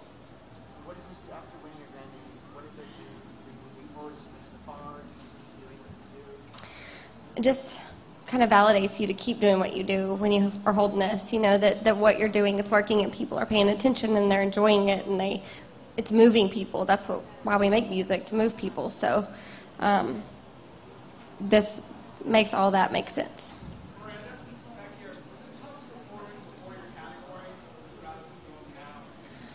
I would rather perform early, and so I can have a cocktail and settle down, because I get really nervous. So I'm definitely glad I was early in the show.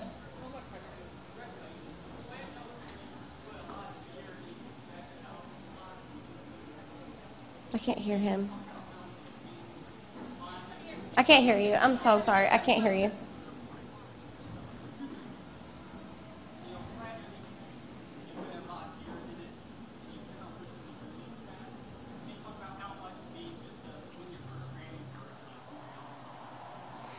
Well, we pour our heart and souls into these. Every artist does, but to our albums. But you know, I've been doing this with the record deal for 10 years, and so I felt like this record, Platinum, was the one that was going to set up the next decade of my career, sort of launch me into the next phase. So I spent extra time and extra effort and just took so much care in picking the right songs and writing the right songs, and I really wanted it to celebrate where I'd been and where I'm going, and I feel like it does that.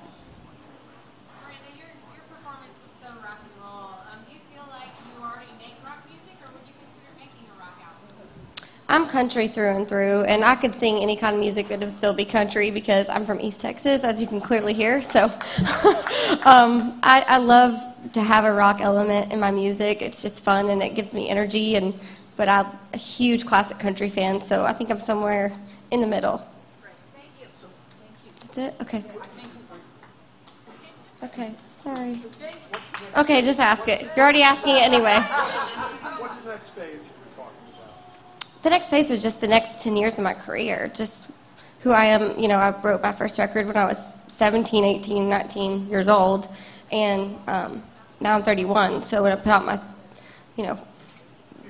Platinum, I felt like, who am I now? Who am I in my 30s, and what do I want to say? So I felt like it was really important to address issues that women would want to hear about, and everybody would want to hear about or could relate to, about where I am right now.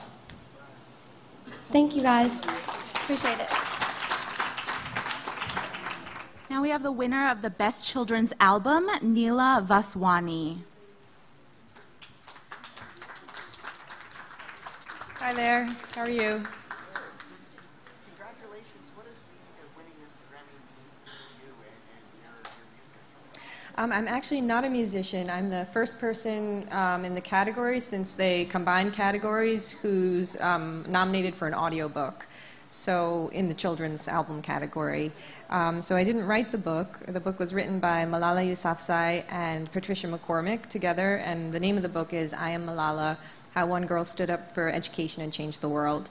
So I'm just the voice narrator for it, but it was a huge, huge honor to get to be able to be a part of telling her story and sharing it with children, because it's a young reader's edition. She's amazing. I'm humbled and honored to have been a part, and I'm just glad to be helping spread the word further about her work and mission. How did you get involved with the project? The first audiobook I narrated was a book I wrote, and it's the character in it is a 12-year-old girl from India who's living in New York City. So they had me narrate my own book. So they knew I could do an authentic South Asian accent, and they knew I could do young adults. So the woman who produced that, when she was given the I Am Malala book, she called me up and said, would you be interested in doing this? Also, I'm an education activist. I'm actually a writer and professor by trade, so this is really crazy. And so it seemed like a good fit, and that's how it happened.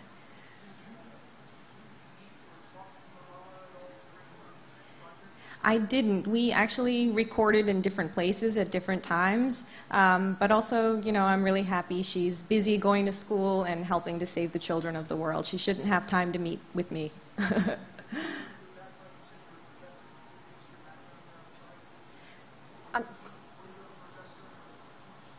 I'm a professor of creative writing, literature, and cultural studies. So what's it like for you to be kind of hobnobbing with all these big celebrity musicians during Grammy week? It's completely insane, but I absolutely love music, and doing the narrating, I'm primarily a writer, and so narrating feels just to me like another way of telling a story. So in a way, it's a super comfortable fit, and on the other hand, I'm kind of like, well, what am I doing here? What's going on? I feel so lucky and grateful. Thank you very much. Recording Academy, Neil Portnow. Evening. Oh, thank you. That's kind. How's everybody? So how do you feel tonight, Ray? I think it was a phenomenal show. I feel very proud to do a show that has meaning. And I think at the end of the day, there are so many moments beyond, you know, just sort of what you see in a variety show.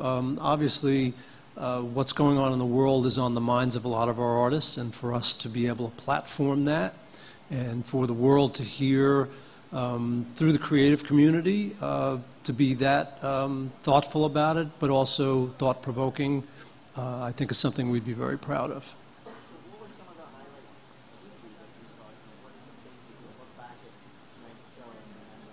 Question is, what were the highlights for me?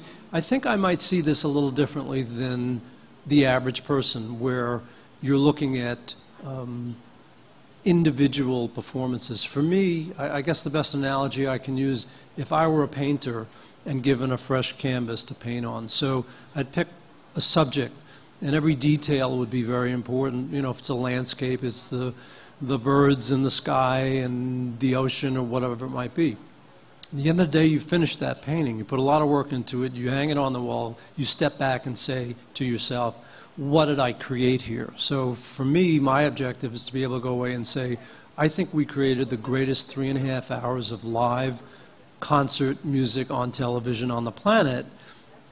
And I feel I could certainly say that tonight.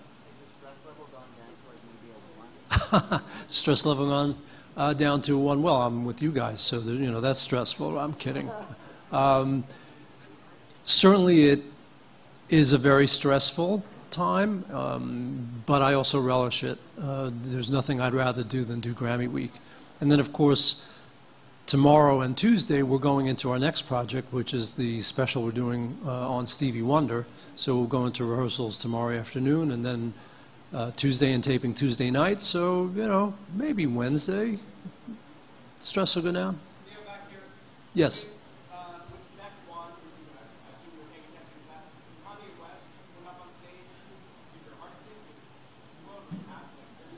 No, well, live television. So in live television and with creative people, anything can happen. That's the fun of it, really, and that's why I think people want to watch and tune in. And of course, you never know what's going to happen, but they're all adults out there, more or less, and figure out how to kind of work it through. I thought it was, you know, it all wound up being playful and fun, and no harm done. Question, how long till next year's? I have a folder that's on my desk at the office. No, I actually have it with me, and it says 58th Annual Grammy Awards, and as of tomorrow, we'll start putting things in that folder. It really is something that is a year-round endeavor in terms of ideas and concepts and anniversaries that are coming up and milestones and special segments and what might we want to be thinking of for next year. I'm sorry?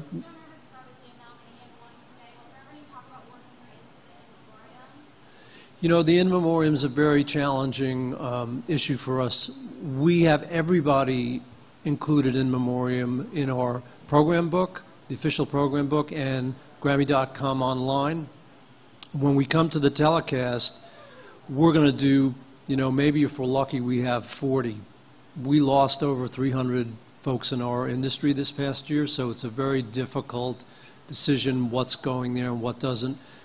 We never make everybody happy. We do the best we can to create sort of a mix of different genres and genders and generations and so on, so that's the way that fell. We love Joan, though. Yes?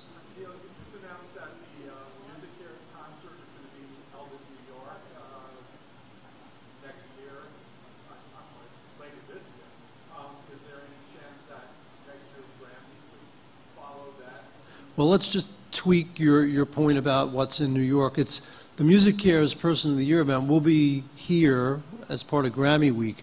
We have another event which is called the MAP Fund Dinner, Musician Assistance Program. We've been doing that here. That's all about raising funds for addiction recovery and substance abuse recovery. So we're going to do that one in New York because we think the East Coast is very important. As far as the telecast is concerned, I'd love to do the show in New York. There are a lot of issues and details and logistics that have to be worked out. I will say that I had a terrific meeting with the mayor's office I don't know, I'm going to say about 4 months ago, to explore the possibilities, and if we can figure it out, love to be there. Yes? There were so many orchestras and choirs today. A lot of people are hoping there's overlap. Were a lot of choirs the same performers? I didn't hear exactly your question, so let me make sure I get it right. Once more. There were a lot of choirs and Choirs. Yes, choirs and orchestras, yes. were there overlap between the performers? Sometimes there are. You know, I think we probably had more musicians on the stage for this show than ever, you know. And sometimes, logistically, I mean, we had more music on this show than we've ever had, which means more musicians, more technicians, more microphones, more set changes, and so on. And in the back of the hall there, it was like, you know, you'd think you're in rush hour on the 405. So there's only a certain amount that you can deal with. So if you can have the efficiency from sometimes where you have musicians who can be in multiple sections, that's a good thing. And that's what sort of session musicians and background singers are accustomed to doing, more than one thing at a time. There seem to be a lot of faith-based songs, a lot of moments of faith and gospel choirs and things like that. Was that something that was a conscious move at organizers here? Like, can you speak to what faith seems to be integrated more into the show? I wouldn't say faith-based. I'd say what was something on our mind was social consciousness and social justice, because there are so many things going on in the world today, and we take our lead from the music that's made by the artists that are out there making these great recordings, and the nominations, of course, and so on and so forth. So when you look at the landscape of the kind of music that's being made today, I think there's a great reawakening of a social consciousness in the music community. If you think back over the course of history, music has always been very influential in social movements, and it's, you know, it's a chicken and egg situation. Does the music reflect the times, or do the times reflect the music? It's really both. And so, again, my first statement was, it feels good to do a show that has meaning and depth beyond just great musical performances. So the nomination show, I don't know if you answered that question earlier. Is the nomination show going to be more of a show again in LA again, or? We haven't, you know, we go year by year. It's a fresh canvas to paint on. We changed up the nomination show a little bit this year. We decided it's right there in December. Perhaps a holiday special would be good, but the whole idea of that show is that's the marker for the beginning of Grammy season. And that is something that we'll continue to do. That's part of our arrangement and our agreement, and something that we in CBS think is a terrific project. So that'll be ongoing. As a manager, one of my theories is, if asked the question, why do you do it that way? If your answer is, well, we've always done it that way, I think that's a lazy answer. I don't think it's adequate. I think you have to always be trying to shake it up, look at it, do it differently, raise the bar, and so that's what we'll be doing next year. No lions, no tigers, no water, rain on stage, safety? I don't think there's anything safe about the kind of music that you saw in the performances. What I will say is very different in terms of screens and the visuals. We really thought that this year it's time to concentrate more on the music performances, the artists on the stage, the music that's being made, the musicians who are there. Let's put the focus on that. All of the, you know, sort of the visuals and the screens that you see, they're great, but I think they're overdone, and we think we really had a very different look and feel this year, and we're proud of it. Yes?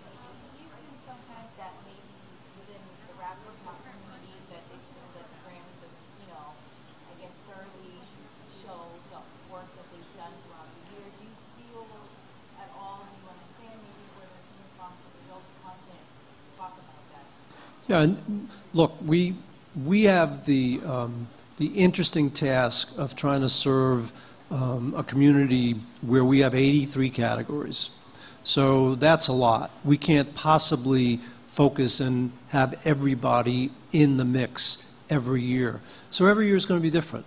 And based on the kind of music that was made, the artists that were successful, the artists that were nominated, we had a blend. So this year we had certainly some fantastic artists from the hip-hop rap world. In one year we might have more classical artists. This year, having Herbie Hancock on the stage is always an honor to do something like that. So it's always mixing it up. We love that community. We embrace that community. We want them to be part of what we do. And I think the kinds of artists we had tonight show that we still have the respect and we want to continue to build it. Last question. That may have been the last question. Thank you very much, you guys. Winner of Best Folk Album, we have Old Crow Medicine Show.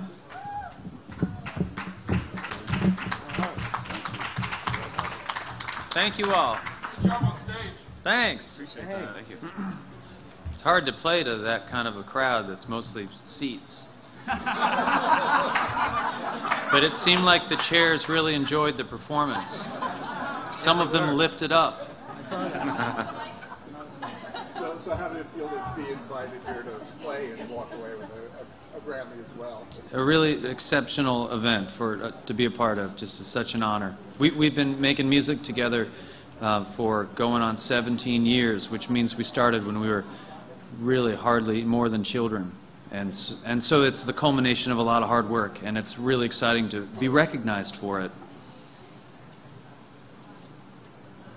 You guys have a co-write with Bob Dylan. I was wondering if any of you were at the Music Fairs for his 35-minute speech. None of us were at that event, but it has lived on long beyond that night, and it's.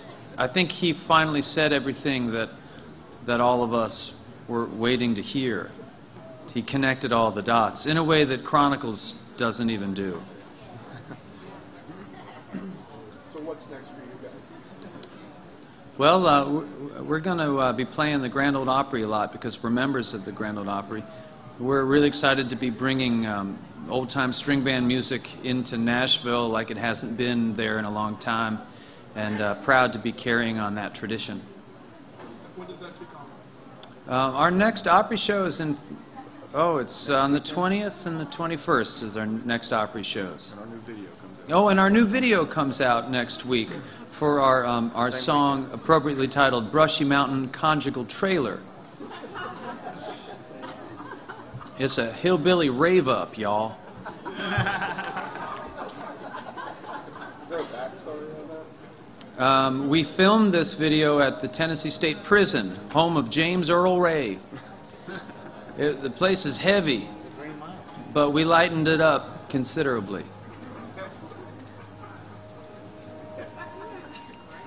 So are you being met with open arms bringing this music back into Nashville where it seems to have faded away for a while? Well, most recently we performed at the funeral of little Jimmy Dickens, who was 94 years old when he died just a few weeks back. And to get the opportunity to be there at his family's request is testimony to the fact that our band is a part of Nashville music today, and an important one, because we can recognize that in little Jimmy Dickens you can reach back to 150 years of hillbilly music. Thank you. You guys have a great one. Thank you. Thank you. Thanks, everyone. Thank you.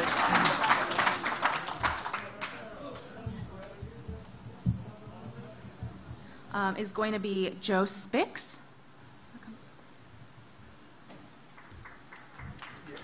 Thanks.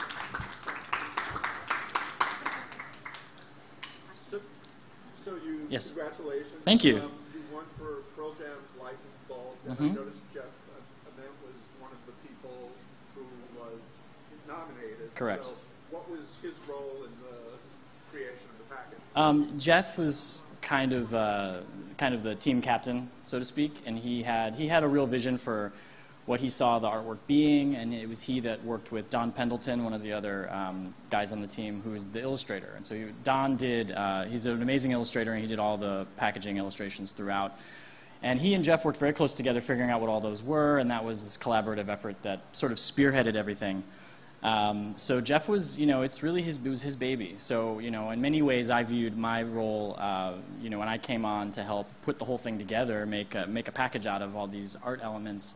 I viewed it as my role to, really just help realize his vision and add my own ideas, but it was super collaborative. It was just a really great give and take. So that was Jeff's job, role. Would that be nice? Maybe. I don't know. Maybe I need you to be PR for me or something and help me out. All right. I actually work full time in an in-house art department in New York City for Republic Records and Island Records and Def Jam recordings. So we're doing this all the time. Not this all the time, but. Yes. I mean, it's amazing. It's a wonderful thing. When I started, I went to school for graphic design, and I got into this doing music packaging kind of on a whim. And 13 years later, I'm still doing it. And at some point, I realized that you could win a Grammy for it. I was like, really?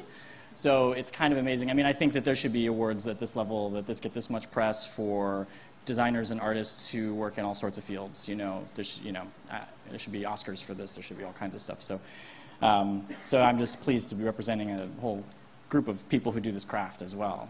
So that's kind of fun. Yeah. Thank you. Great. Thank you so much. Oh, thank you. Awesome. Take care. All right, winners of Best Arrangement, Instrumental, or A Cappella, we have Pentatonics coming to the stage.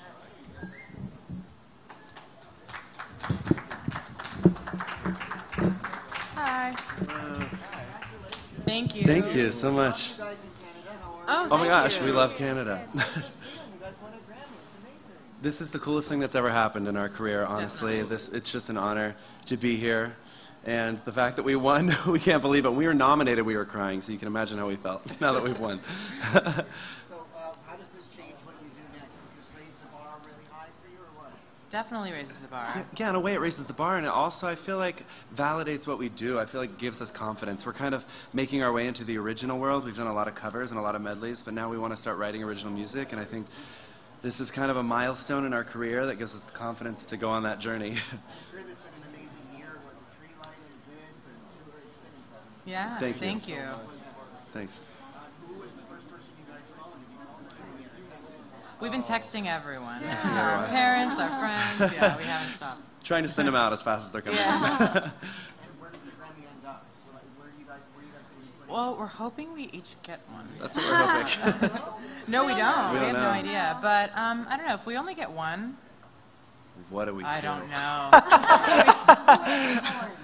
Right. We saw it into fives. No, I'm just kidding. So you guys have a little performance today, if I'm not mistaken. Well, we're presenting an award, yeah.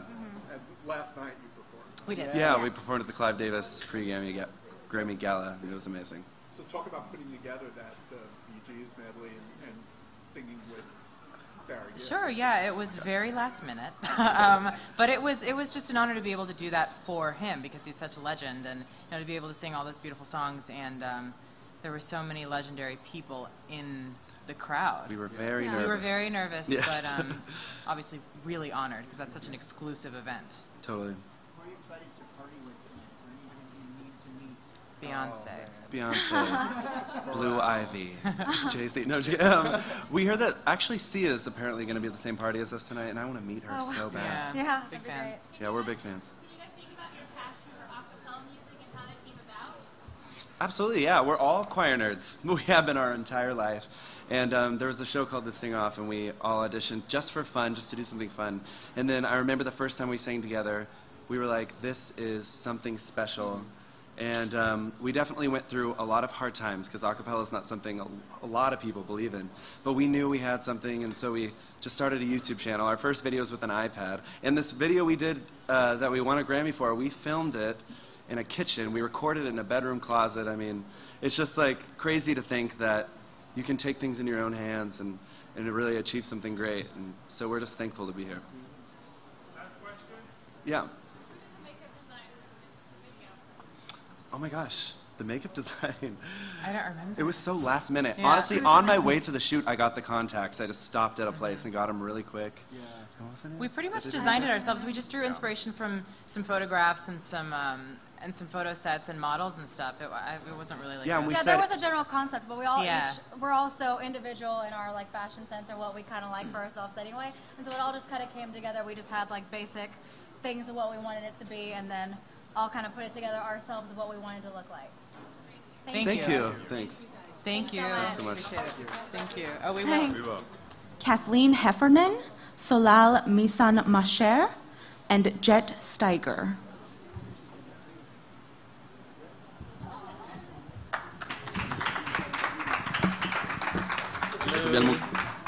Hello.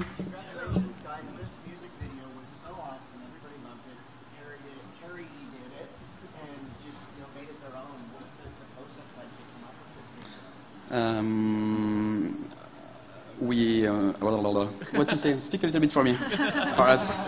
Well, we are primarily the directors first thought of the idea of a 24-hour interactive video, and they wanted to show all the different components of different types of dance movements. And then we embarked on the journey of casting 360 people and shot for 11 days. At the beginning, so we are French, like you can imagine with our accent, and so we sent the treatment to Pharrell, and Thanks to Johan Lemoine. Yes, thanks to his art director Johan Lemoine, and and so we sent the treatment. He loved it, and like 1 week after, we were shooting him in LA.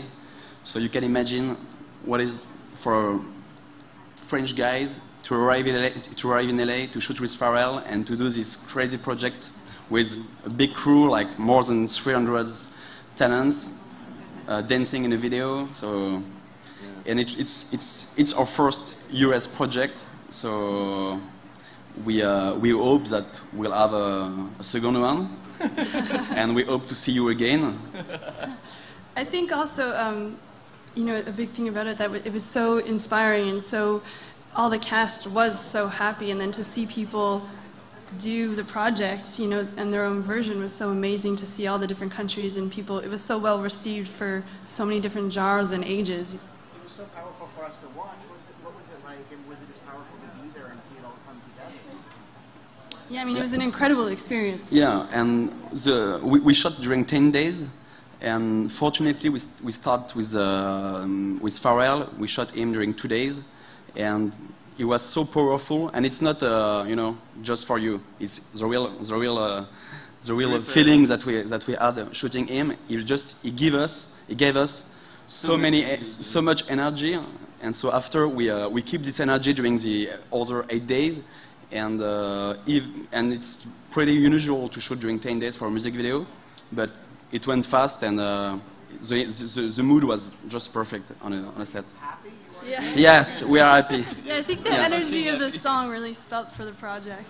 Yeah. Have you texted Pharrell yet? Does he know? Not yet, but we have to. We are in our underground, which it's the first time that we see the sun. So. Grammy will help you get that second project. Yeah, we hope to do a second project in US for sure, and it always depends about the music. So we hope to find a perfect track like Happy. It's not usual for sure. So we'll listen music soon to do the second one. Thank you. Thank you very much. Winner of Producer of the Year Classical, we have Judith Sherman coming to the stage.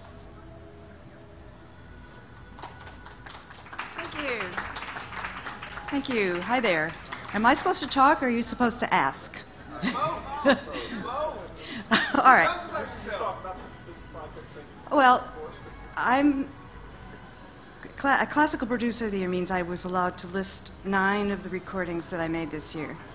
The reason, and I wanted to list 12.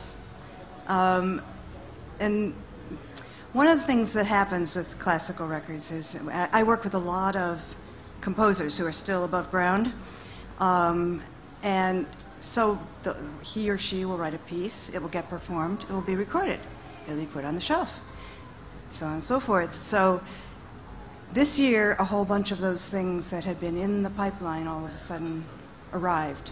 And some of them, I have to say, are pretty spectacular. I had a really great year. I have a really great life. I get to do what I love. I get to work with marvelous people, the composers, the musicians I work with. One of the other reasons we can put out that many records is I have an amazing assistant who owns half of my brain. And so when, you know, there's two of us, just keep things bubbling along. A classical producer does something rather different from a pop producer, in that what we're trying to do more is capture something that's live on stage. There isn't the layer, I shouldn't say isn't, but rarely is there the kind of layering that goes on in pop music where the drums and bass are down and then the vocals and the backup vocals and so on. Most of what we do happens live on stage, which doesn't mean we don't do anything to it. Most of what I do is editing. I'm rearranging time. I think of it as stringing pearls. The introduction in take 2 is really gorgeous, but then, boy, that first theme in take 3 just made me want to get up and fly around the room. So that goes up against that. And, you know, the best things that I can get out of the session are what go on the record. On any given night, a musician goes on stage and on the best of nights maybe gets 80 to 85% of what he or she would love to have done that night. On the recording, it can be 100%. On the recording, there can also be trying those things that you may not want to go out on stage and try. They might, if they work, they're going to be spectacular, but if they don't, they're going to be a disaster. So what I can do, I mean, you just encourage them to say, okay, what do you want to do here? Well, I'm going to try that on the G string. And, you know, and, you know, and if it works, it's great. And if not, we do another take. You know, and then we just rearrange time. So, anything I can tell you that I haven't told you that you'd like to?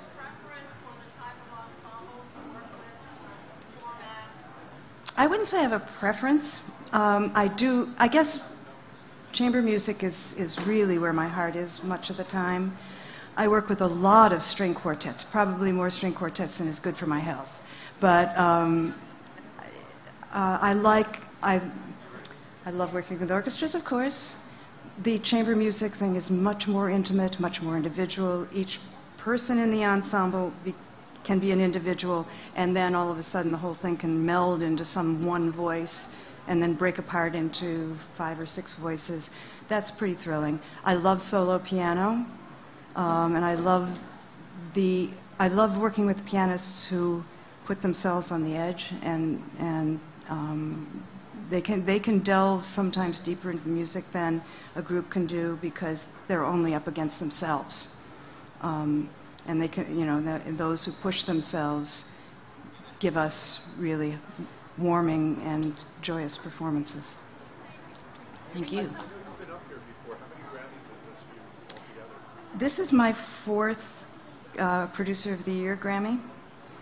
I have 5 others that are for albums that I have produced. But it never stops being a thrill. It just, I mean, when my name was called, I think my heart stopped for at least 15 seconds. And it wasn't until I got down into this labyrinth that I felt I was starting to breathe again. Thank you.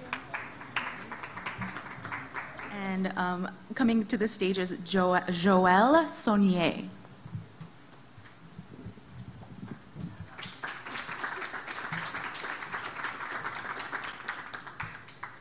Bonjour. Oh, yeah, c'est français. I was raised in Rain, Louisiana. That's where I was born in 1946, to be exact. I've been playing music, started in dance halls about 7, 8 years old. I remember going radio station when I was 5 and 6, and I remember picking my cotton, you know, hoe and hay, you know, that whole thing about being Cajun. That's a part of the roots. That's a lesson of growing up in the Cajun world. So I'm here mainly to represent people before me, and I'm here to pay tribute to them. And this is what this album was all about, bringing some respect to people that blazed the trail for people like myself, and not forget, you know, what they did, but who they were. And it bring rejoice to that, because the sound, the music, everything else came from them first, and I respected them ever since I started this business. I've Hi. So tell us, how did your partnership start? Well, Ricky and I actually met online, and we were both admirers of each other's music, and he sent me a beautiful track asking me to add some flute, and I loved the track so much that I really spent a whole week of 8-hour days just to add flute, because I wanted to impress him. Tonight's winner of Best Traditional R&B Performance, we have Robert Glasper Experiment featuring Layla Hathaway and Malcolm-Jamal Warner. Yeah.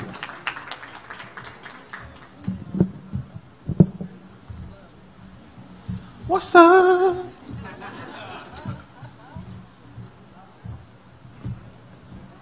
Yeah. Hey. How you guys doing? That's right. Congratulations on the win. Thank you. Well, it's actually my first Grammy, my first nomination. It's validating. Like, the first thing my mother said when she heard about the nomination was, "Wow, baby, it only took you 20 years to get a Grammy nomination." I've been playing bass in spoken word world I've been a spoken word poet for literally 21 years. So it's very validating, to be recognized on such a wonderful song. It's a wonderful song to begin with, but with Robert's arrangement and, of course, Layla Hathaway on it, just being a part of it is an honor, and it's been a pleasure. Indeed, thank you. Well, talk about when we talked to you a long time ago, myself and Tanya, when you were first starting to play and people were taking you serious and play. Talk about that to where you've grown now and all your projects and different things you've been a part of. To where you remember when you were just plugging your bass on to that. Right. So how's that going now? And great show the other night, Layla.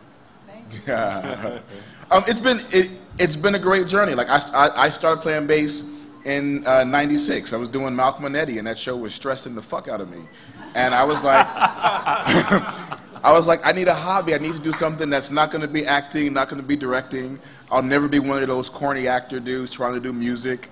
And the bass really was supposed to be a hobby, and it turned into that with the poetry. It turned into a real, viable, creative outlet for me that ended up becoming another career.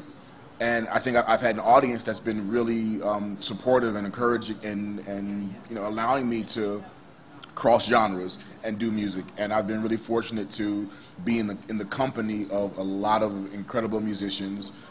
I get to be on stage with the likes of Derek Hodge, and I get to really be there and actually watch what cats do, and I get to talk to Derek Hodge and pick his brain about stuff. So it's been a really wonderful journey, and everyone has been, my audience has been supportive, and the musicians who I respect have been respectfully supportive as well. Hey, thank you. How you doing, Tanya? Good to see you. She's wearing that dress. You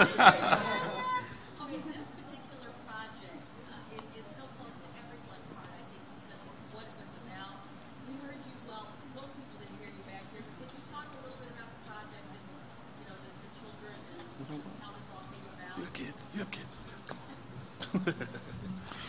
Yeah, this song in particular, I mean, Robert spoke about it earlier, but it was kind of amazing because when Robert decided to do this song and, I have Layla join us, Jesus Children, we performed this song once, and our first time performing it happened to be the night or the day of the Sandy Hook shootings, and it kind of hit home for us because a dear friend of about 4 of us up here, his daughter was in that school and got killed that day.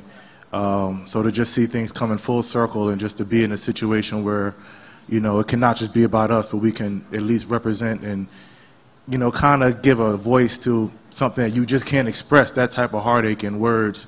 And to hear Layla every night, and for Malcolm's contribution, and for that vision to come to Robert and every member of the band, it's just been a good thing experiencing, especially because of kind of the meaning behind it. But that's kind of how it happened.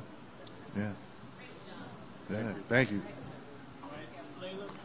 Same category last year? No. No. What was last year? Oh, R&B performance. Yes, last year was R&B performance, and this is traditional R&B. All right. Yeah. Tell us your second go round. How do you feel? It's exciting. It's the same as the first go round. It was, you know, butterflies and excitement, and so wonderful to win for a song written by Stevie Wonder. So wonderful to win, representing that legacy of rhythm and blues music that is both rhythmic and bluesy. So I'm happy to be here again. Mm-hmm. Thank you. I am wearing a one-of-a-kind, designed for me, Angela Dean. She does it do, doesn't she? Thank you very much. I appreciate it. Thank you. I never wanted to be addressed so bad. Thank you.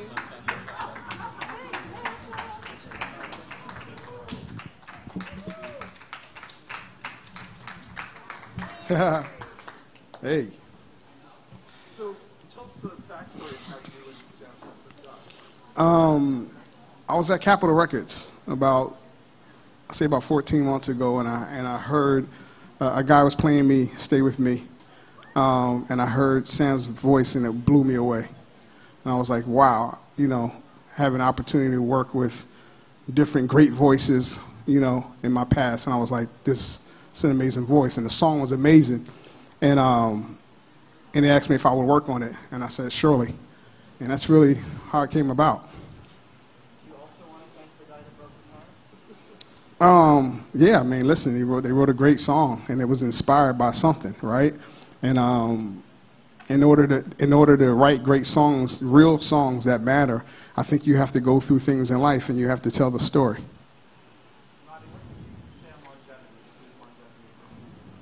To be honest, you know, I think when I've been here for 20 years now, and I just try to be honest in the music I make, and I think with artists today, you have to be honest, tell the story how it is, and take care of your instrument. Take care of your instrument. Man, I'm just gonna go home and thank God. He's been more than faithful to me for 20 years straight. This is a great reward and award for me to celebrate on here on earth. And I'm gonna just keep thanking him because he's been blessed me nonstop my whole life, and I'm forever indebted to my Lord and Savior Jesus Christ. Thanks. Tonight for Best American Roots Song, Best American Roots Performance, and Best Americana Album, Roseanne Cash.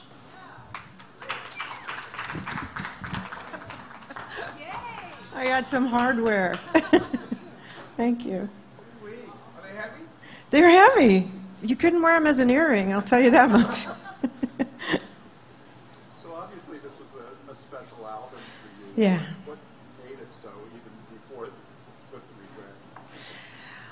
Well, it happened so organically. I hate that word, but it did. You know, we didn't plan it. We started taking a lot of trips down to the Delta and Appalachia for various reasons, and got really inspired by the characters and my own lineage there. Family I still have scattered there. The music, of course, the Delta blues and Appalachian music. And then our hearts were open to it, you know. I've been a New Yorker for 25 years, and I thought the South was just anecdotal in my past. But going down these times, our hearts were really open, and it gave me a bigger sense of what home means. And past and future together. And an album came out of that, you know? And it's not that we mimicked the blues or those country traditions or roots traditions or Appalachian traditions, but we nodded to them with great respect. And I think the most beautiful thing is that it was a total collaboration with my husband, John Leventhal. And his name's or picture's not on the cover, but we did it together. Yeah. How involved is the songwriting process for you? Is that a bigger process than the recording process? Because it seemed like on this album you were trying to find both parts equal, or the songs has much weight as the way it sounds. Absolutely. You know, I consider myself a songwriter first. That's all I ever wanted to be, long before I wanted to be a performer. And I am, as Leonard Cohen says, fully employed as a songwriter. And so is John. And we co-wrote all of these songs together. And, you know, it took 18 months. And I was interested in finding third-person narratives, not just writing about my feelings, but writing about the depth of the characters there and the places, the geography, the time travel, all of that that's inherent in the Delta. So, yeah, we took our time, and they were hugely important. I think they're the best songs we've written. I know everybody says that on their latest project, but I do think so. Yeah. Where am I putting my Grammys? I have a chick cave. It's like not a, it's the opposite of a man cave. So probably in there. I might have to share these with John, though. No, he gets his own. Oh, right, he gets his own. So how does the process that you went through in making this album carry over to your next work? How does it carry on to my next work? It's very encouraging that after 35 years in the business, that tonight I won 3 Grammys. I mean, you couldn't make that up. You couldn't, there are second acts in American lives, you know? And I said when I got the Grammys, I said, last time I won a Grammy, Reagan was president, you know? And I just showed up for work for 35 years, and this is what happened. Thank you. Thank you.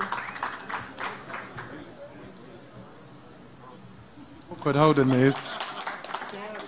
Could someone move the mic up for me? Could you, sorry. I'm taller than people think. So Sam, just a couple of months ago, we were here for Jingle Ball. Yes. You performed for the first time. That's when you found out about your musicians. Now we're here, brother. Congratulations. Thank you. Thank you so much. Well, I feel like Kate Winslet at the Oscars right now. I've never done one of these. This is amazing.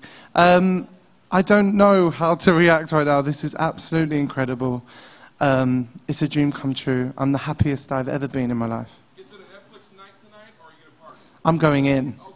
I need to go to In-N-Out Burger, though, because I've been drinking loads of green juice recently, so it's time to ruin that.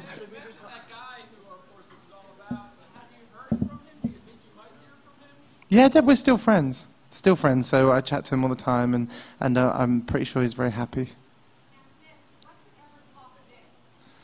What could top this? A boyfriend would be nice, but it wouldn't. I don't. You're my boyfriend. I don't think it would top this, though. Actually, nothing, nothing, and that's the curse of the rest of my life, I think. Hi, Nessa.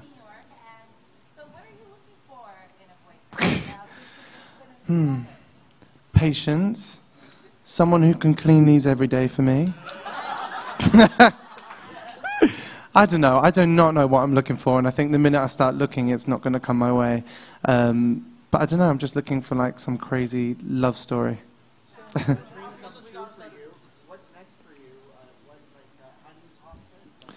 have no idea. I'm gonna carry on with my year performing, but this is truly the highlight of my life. So. Yeah. Yes. It's beautiful. I have no idea. And who knows what happened. You know, if you told me that I was going to be standing here right now, even like 5 months ago, 6 months ago, I wouldn't know. And that's the beauty of it all. So.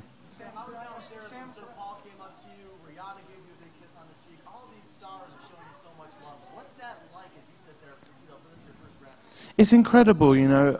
As a huge fan of pop culture, as a 22-year-old boy, you know, I've grown up watching E! News and just being obsessed with celebrity culture.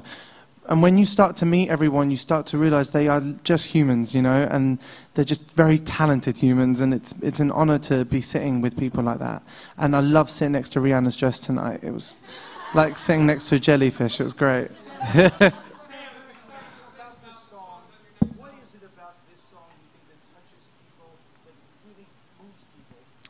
I think the thing about Stay With Me that everyone relates to, I think is everyone's had a lot of one-night stands, basically. That's what I'd like to think. And it's the honesty. That's something that I'm never, ever going to let go of, and being honest and true in my music is very important.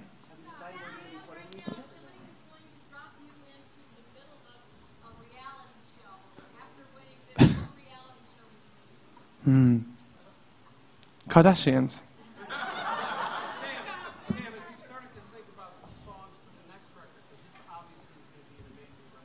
Thank you. I've already started writing.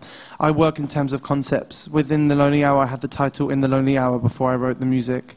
I feel like I have a title and a concept to the record, and I've already started writing. I'm living through it now. I'm trying to kiss as many people as I can so I can write some good music. But I'm writing some music that I'm very proud of, and it's more honest than anything I've ever done. Sorry. It's a huge it's the most to be compared to the biggest singer in the world is the most amazing thing. I think we're very, very different, but well, first of all, I'm a guy. But the thing that I'd like to take from it is that the similarities are our honesty in music, and it's a shame that there's only a few people doing that in the industry. But it's amazing to be compared to her. A few years ago, she was standing here with Yeah, lots of Grammys. they would have been much heavier for her though. She had 2 more. This is fucking heavy. Thank you. My what? Sorry. My faith. It didn't play a part in the album, but I wear my earrings as like a secret little code for me every day. But I'll keep that one to myself. Thank you, everyone. Hey. Thank you. Thank you. Right. Almost 10 years, yeah. Incredible. You know, having won before, and I haven't been since I won, I thought that it would be, you know, an okay experience and a good experience nonetheless, but it feels like the first time all over again, and so I'm really, really excited, of course. Great feelings. Thank you. Thank you. So deserved. Congratulations to you. I just saw you in the 2-day celebration for Andre. Right, right. Which was, I mean, you go to church. What you did was the most phenomenal thing I think I've been to in a long time. So share that experience with people who don't know, who didn't see it, and talk Sure. a little bit about the legacy that has carried you to where you are. Absolutely. Based on Andre's life. Well, of course, you know, people like Andre Crouch are a 7-time Grammy Award winner, but more than that, just an incredible gift, had an incredible pen. He was able to write songs that I know will have longevity. They will last from now until. Songs that we don't even recognize were written in our generation or in someone who was a contemporary of our day. You know, hymns that we sing every Sunday. So to be a part of the two-day celebration of his life after his passing was an awesome experience. I was kind of shocked. I think I may have been the youngest person that was there singing on the celebration, but that just tells you that he was generational and transgenerational. He literally transcended all generations, all boundaries, all races, all geographical demarcations. He was worldwide for sure. And to have been a part of that celebration and to sing one of my favorite songs, my tribute, To God Be the Glory, that was an easy one for me to pick and an easy one for me to sing. It was just an awesome, awesome testimony of what he has meant to us, but also the shoulders that we stand on and what we have to do to continue the music, continue the legacy. So, great experience. I'm glad you were there. It was powerful. Yeah, it was, to say the least. Yes, sir. What all do you take into consideration when you are going to take on another project? I mean, some people think like the gospel is easier, maybe. But talk about that process for yourself. Well, the process for me is it's pretty interesting. I have to weigh a lot of things in there. You know, musically, does it fit? Does it match? Does it meet the need or the expectation or the vision that I have for the project? Does it carry a message of integrity that's going to be in alignment or agreement with my message of hope, healing, and empowerment? They've collectively called it now inspirational music, but even in inspirational music, I have to be very selective and very guarded to make sure that it doesn't compromise the message of hope, healing, and empowerment that I want to give to people around the world. So I take those things into consideration. I take the writers, who I'm going to work with, who I'm going to write with, collaborate with, who I think will have synergy and energy that will match, and then also the musicality. For musicianship, there are certain songs that just need a certain touch or a certain feel, and there's some people who do better with some things. So those things are certainly taken into consideration. And then ultimately, am I going to enjoy it? Because if it's not going to be fun, I don't want to do it. So those are the things I take into consideration. Thank you.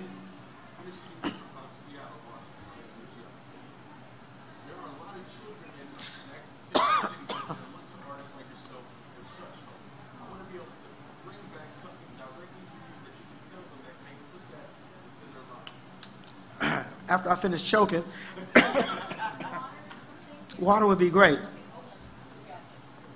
So I'll attempt to answer while I'm stopping this choking process here. I got some church folk here, I see. Take your time, brother. I have a very interesting story. I am from a small town in Arkansas, Pine Bluff, Arkansas, to be exact. I was born and raised in Arkansas and Oklahoma, and so I was a little boy. You're the best. Thank you so much. Now we can carry on. I was a little boy with a dream. I had goals, I had aspirations, and I had everything that could be against me, but then I had God for me, and I had so much passion, so much energy, so much life, so much dedication, that I refused to be denied. And that's just really, you know, I'm smaller than most, you know, I have a smaller stature, so I've always had to fend for myself, or basically stand up and be bigger than I really am, in gift, in presence, in, you know, in intellect. I've had to persevere through a lot to try to make sure that nobody regarded the things that were not there, the inadequacies, but they looked at me for who I am and what I was capable of doing. And I'm just crazy enough, bold enough to believe that there's nothing that I cannot do. I don't care what it is. If I think I can do it and put my mind to it, put my efforts and energy towards it, I can do it. And so that's the determination and the passion that I've worked through. And so even coming out of Arkansas, I have a very diverse background. I've been a phlebotomist. I was a park ranger for the Blue Ridge Parkway. I was a history teacher. I taught high school history. I'm older than I look. My daughter is 27, so don't let the smooth taste fool you, right? It's called die, thank God for it. But I've done a lot of different things. I've been a church musician, a youth pastor. I've done a lot of different things, and it was all a part of the process of growing and maturing. And what I didn't do was allow me not being able to do what I wanted to do when I wanted to do it, discourage me from doing it. Hopefully that's not a tongue twister and doesn't confuse people. But I didn't give up on the dream. There's still a lot that I have to do. And I haven't given up on the dream. And I know that there's stepping stones, and God orders my steps and takes me where He wants me to go. And I meet the right people, and I'm connected to the right people. I've never had to sell my soul, sell myself, nor sell my gift. And that has been, you know, my ultimate claim to fame or testimony, is that I've been able to stand for who I am, believe in who I am, and do whatever it is that I have set my mind and my heart to do. And I know I did it with God's help, but it had a lot to do with me making a decision to say yes and actually working through it.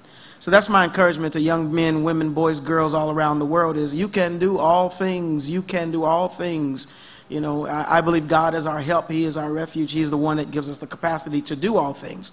But there's nothing that is impossible. Yes, sir. And winning in category 75 Best Opera Recording, we have Stephen Stubbs and Aaron Sheehan. Thank you. Do we have any questions?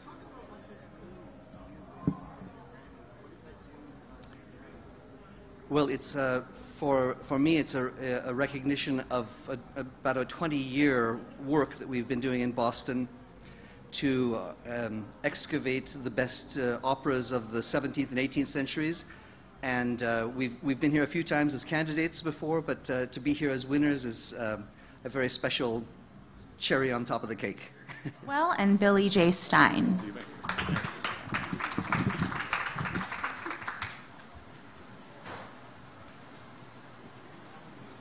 Any questions? Yeah. What was what were the problems and the joys in putting together this album with such a great composer's music? Well, just the way you make a cast recording is you have a few days, and basically you have to record 30 songs, and it's a pretty intense process. But the music itself is so amazing. It was great. All the musicians and cast are incredible. So it wasn't too difficult. But Steve probably has more. Yeah, like Billy said, one of the main challenges is the time frame, because of course the cast and the orchestra are working constantly, doing 8 shows a week. You have to slot this in, and then there's equity rules, etc., etc. They can only work so many hours. So really, you record the 30 songs in pretty much 2 days. 2 days. 2 to 3 days with a chance of a few overdubs. So that's challenging. You have to be very well organised. And the third producer, Jalen Howland, I think we have to give Jason credit for creating this timeline, which is, seismic. I mean, it has to be precise of getting people in, getting people out. I guess the advantage is the people have, often session musicians, people come to the studios not particularly familiar with the music. We use the cast from the show, we use the orchestra from the show, so they're familiar with the music, which gives us a heads up. But obviously you have to change a few things for the album, because some of the things that work in the context of the stage don't necessarily want to be heard on a CD or online. We did the album on vinyl as well, which was nice. But I think, like Billy said, I think the main point about working on an album like this is the material is just so amazing. I mean, these guys, the way they crafted songs and the stories within the songs, and especially as it's part of the musical, a very skilled book written around these songs makes them even more meaningful. So that part of it's a privilege, to work with these people's music.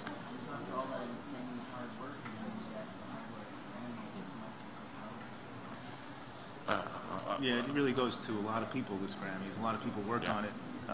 We have to thank a lot of people for this. But it's definitely cast recordings. I'm happy that that Naris acknowledges cast recordings, because it's a challenging format. But we're really proud of the work that we did. I'm proud of the cast. And, Barry Mann, Cynthia Weil, Carole King, Jerry Goffin. It's all due to their songs, really. I know Carole King said for a long time that she wasn't going to see it, and then she ended up seeing it. Did she have any input or comment on the record that you guys did? I also orchestrated the show, so I worked at reasonably close quarters, more with Barry and Cynthia. Carol, it was more a case, I think, that she was very happy with the team, and she was very happy to sit back. And of course, eventually, well publicised, she did come along and enjoy it. And she publicly she seems to be extremely modest, etc., and doesn't say much. But she's been personally incredibly supportive and complimentary, and very happy with the process. Thank you. Okay. Thank you. Sorry? Can you speak about the creative process? We had a team of 40 people on the project, and I was on it from the beginning. And it took about a year to do, and a lot of late nights, a lot of early mornings. But it was a team effort, so between the three of us, I'm just one who's here. So it was fun working with Jack White. He's a pleasure to work with. I've won a Grammy Award previously with Dean Blackwood from Revenant. So I love him. I love working with him. We do good work together, obviously. Was it a real three-way collaboration, or did each of you have an area that you... Well, we originally, Dean and I went in to Jack with an idea, and Jack said, no, let's do it this way. So we did have to modify what we were doing, and since he was our producer, we went that way, but we made a lot of choices. We did have a lot of leeway with him. It was just major things that were bothering him. So it's very good. I'm very happy, very happy. It's my second Grammy, so it's very good. It validates what I've been doing. And everybody says it's really hard to win a Grammy, and it's even harder to win two. So I'm very proud, very proud. How familiar were you personally with the Paramount records? I've been very personal. I worked on the Charlie Patton box, which was a Paramount records also. It was primarily Charlie Patton, but there were many others. And I've worked on Goodbye Babylon, which is also a lot of Paramount records. I do a lot of old-time music, so it was fun. I mean, the breadth and the depth is amazing. Like they say, it's really, it's an amazing label. And to have gone under, they didn't know what they were doing. So that was pretty great. All right? What's your next project? We just finished Volume 2. Hopefully that will be back. And then I believe we're going to be working on Sun Records box, special box. With Jack We're trying to sell it to Jack, hopefully. We'll know. This may help, obviously. So, thank you. Good evening.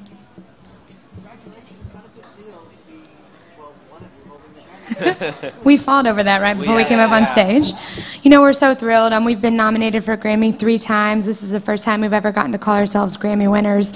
And just that turn of events is life-changing for the 3 of us. We grew up watching the show, loving the show, and I remember a very pointed night one night. We were watching an Alicia Keys performance, probably 8 to 10 years ago now. And I just remember saying to the boys, I was like, we just got to find a way to get there. I don't know how, I don't know when.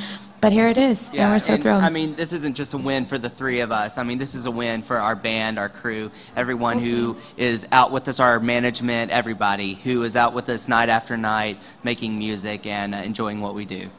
Does this raise the bar for you winning the Grammy?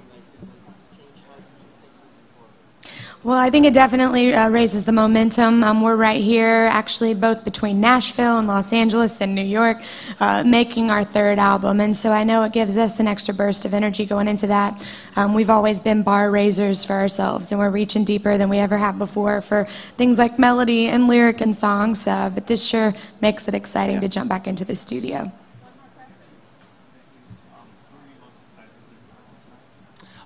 We haven't seen the opening of the show, so I hope they haven't done it yet, but the Kanye, Rihanna, and Paul McCartney song is what I'm really looking forward to. That so, and Sam Smith. Yeah, hopefully they have them played. Thanks, guys. Thank you. Thank you. Have a great night.